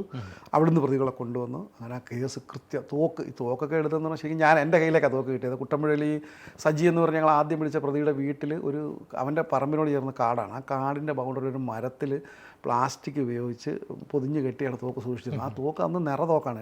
തോക്കെടുത്ത് അത് ഞങ്ങളിത് ഈ എപ്പോഴും കിട്ടുമ്പോൾ നമ്മൾ ഫയർ ചെയ്തത് ഒഴിവാക്കണം. അപ്പോൾ ഫയർ ചെയ്യുമ്പോൾ തന്നെ ഞങ്ങളുടെ കൂട്ടത്തിലൊരു ജീവനക്കാരന് പൊള്ളലേറ്റ്. ശരിക്കും അത് അതിൻ്റെ കൺസ്ട്രക്ഷൻ ശരിയല്ലാത്തതുകൊണ്ടായിരിക്കാം പൊള്ളലേറ്റു.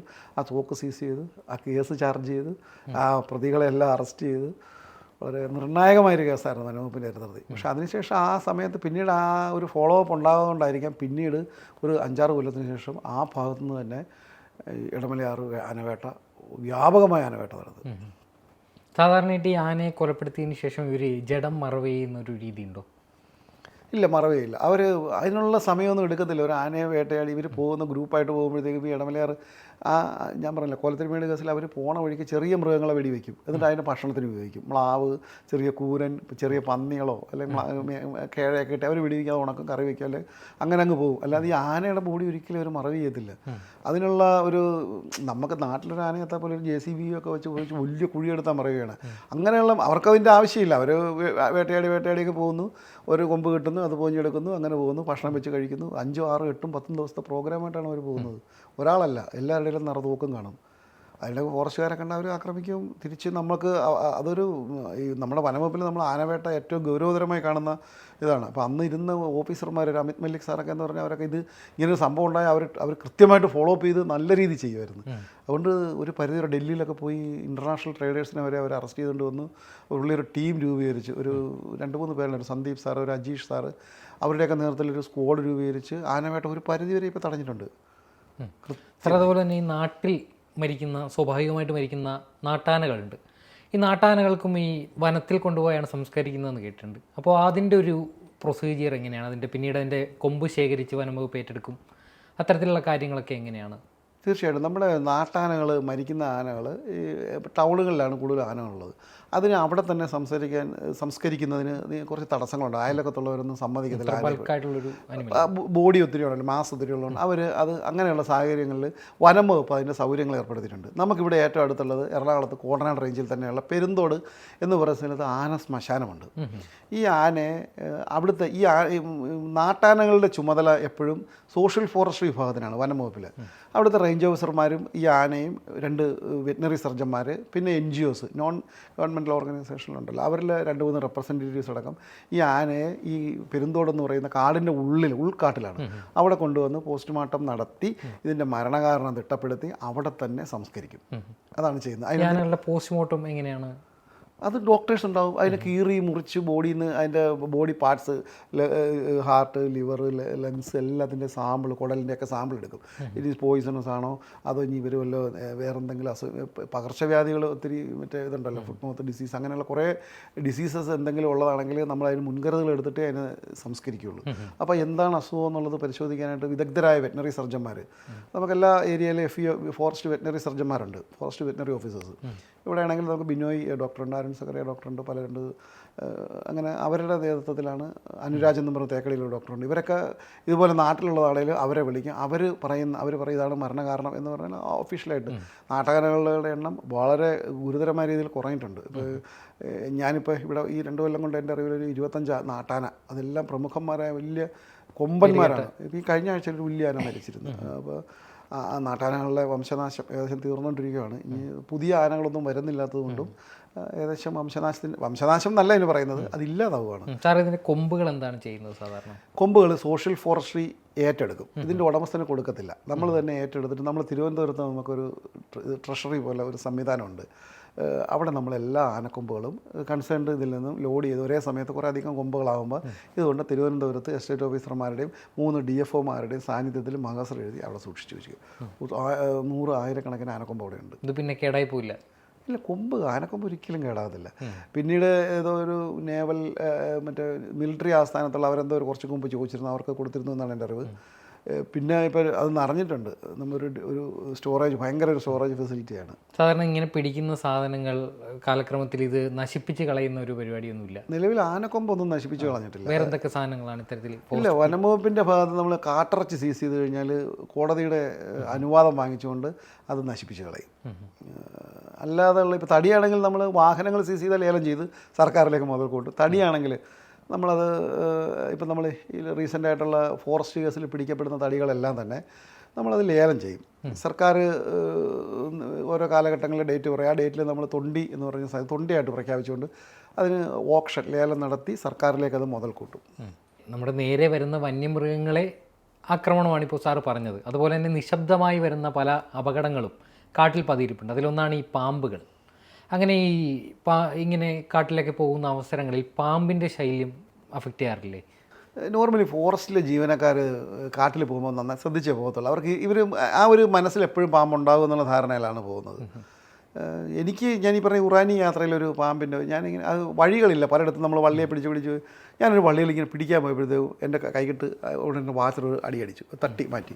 ആ വള്ളിയുടെ കൂടത്തിൽ ഒരു പച്ച അണലി ഉണ്ടായിരുന്നു. ഒരു പക്ഷേ ഞാൻ അതിനെ പിടിച്ചിരുന്ന എന്നെ കടിച്ചേനെ. അവിടുന്ന് നമുക്ക് 20 കിലോമീറ്റർ നടന്ന് കൊണ്ടുവരാൻ പറ്റാത്തൊരു സാഹചര്യം വന്നേനെ. സാർ, അത് പറയുമ്പോഴും പലതരത്തിലുള്ള പാമ്പുകളുടെ ആവാസ വ്യവസ്ഥ കൂടിയാണ് വനങ്ങളെന്ന് പറയുന്നത്. തീർച്ചയായിട്ടും. ഇപ്പോൾ ഈ കാട്ടിൽ എത്ര തരത്തിലുള്ള വിഷപ്പാമ്പുകളുണ്ട്? കാട്ടിൽ ഏറ്റവും കൂടുതൽ കാണപ്പെടുന്നത് നമ്മൾ അപകടകാരി, നമുക്ക് അപകടമില്ലാത്തൊരു ജീവി രാജവെമ്പാലയാണ്.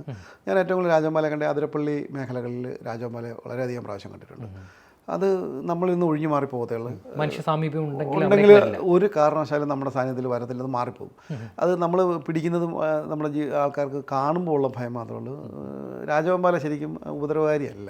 അങ്ങനെ കടിച്ച ചരിത്രം ഒരാളെ കണ്ടി തിരുവനന്തപുരം മൃഗശാലയിൽ ആത്മഹത്യയാണെന്നാണ് പറയുന്നത്. നോർമലി രാജവെമ്പാല ഉപദ്രവിക്കത്തില്ല. കാണുമ്പോൾ നല്ല ഗംഭീരമാണ്, നമുക്ക് ഭയം തോന്നുമെങ്കിലും രാജവെമ്പാല വളരെ ഒരു ഷൈ ആയിട്ടുള്ള ജീവിയാണ്. വേറെ ഏറ്റവും അപകടകാരികൾ അണലി.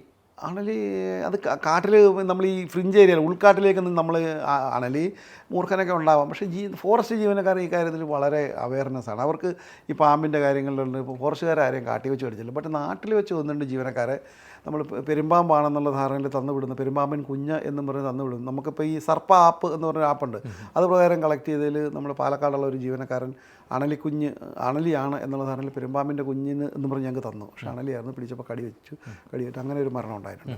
നോർമലി ഫോറസ്റ്റ് ജീവനക്കാർ നന്നായിട്ട് ശ്രദ്ധിക്കും. നമ്മൾ കൊടുക്കുന്ന ക്ലാസ്സുകൾ, സർപ്പ ആപ്പ് വഴി കൊടുക്കുന്ന ക്ലാസ്സിലും ഇതിൻ്റെ ഓരോ പാമ്പുകളെയും തിരിച്ചറിയാനുള്ള എല്ലാ കാര്യങ്ങളും, ഇതിനുള്ള വനം എവിടെയുണ്ട്, അത് കൃത്യമായിട്ടും സർപ്പ ആപ്പ് കേരള ഗവൺമെൻറ് വളരെ വൃത്തിയായിട്ട് ചെയ്യുന്നുണ്ട്. ഈ എന്തൊക്കെ തരം പാമ്പുകളുണ്ട് എന്ന് നമുക്ക് കേരളത്തിൽ അവൈലബിൾ അല്ല കാണുന്നത്. നമ്മൾ സാധാരണ കാണുന്ന 4-5 ഇനമുണ്ട് വിഷമുള്ളത്. അതിൽ രാജവെമ്പാല അത് അപകടകാരിയല്ല. കാട്ടിൽ വളരെ റെയറായിട്ട് നാട്ടിലേക്ക് ഇറങ്ങുന്നതാണ്.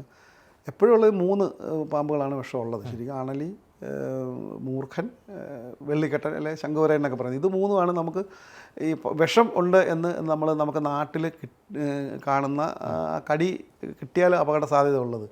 അതിൽ വെള്ളിക്കെട്ടൻ്റെ അപകടകരമായതാണ്. നമ്മൾ വീടിൻ്റെ ചെറിയ ഇതിലൊക്കെ ഇരിക്കും. അത് കടിച്ചു കഴിഞ്ഞാൽ പെട്ടെന്ന് തന്നെ നമ്മൾ മെഡിക്കൽ അറ്റൻഷൻ കിട്ടിയില്ലെങ്കിൽ അപകടമാണ്. അതിൽ തന്നെ ഇതിന് ഇതേ സാമ്യമുണ്ട്. വൂൾഫ് സ്നേക്ക് ഉണ്ട്, ട്രാവൻകൂർ വൂൾഫ് എന്ന് പറഞ്ഞ് ഇതേപോലെ പാറ്റേണൊക്കെ ഉള്ള പാമ്പാണ്. വെള്ള വരകളൊക്കെ ആയിട്ട് അത് കടിച്ചാലും ആൾക്കാർ പേടിക്കും. ഈ സ്നേക്ക് ബൈറ്റിന് ഏറ്റവും പ്രശ്നം വെള്ളിക്കെട്ടൻ.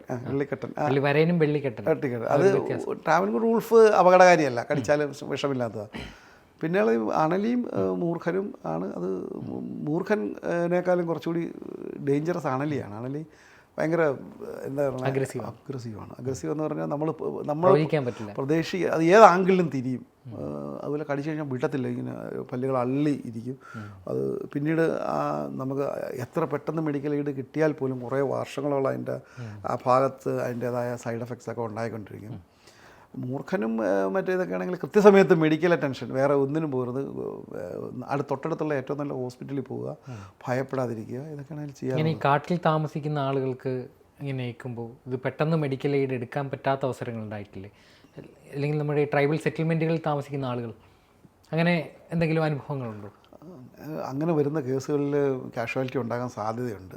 ഒന്നാമത് അവർ ഏത് പാമ്പാണെന്ന് ഐഡൻറ്റിഫൈ ചെയ്യാൻ ശ്രമിക്കത്തില്ല. പിന്നെ അവർക്കതൊരു ലാഘവമാണ് ഒരു പരിധി വരെ. പിന്നെ അവർ ശ്രദ്ധിക്കും.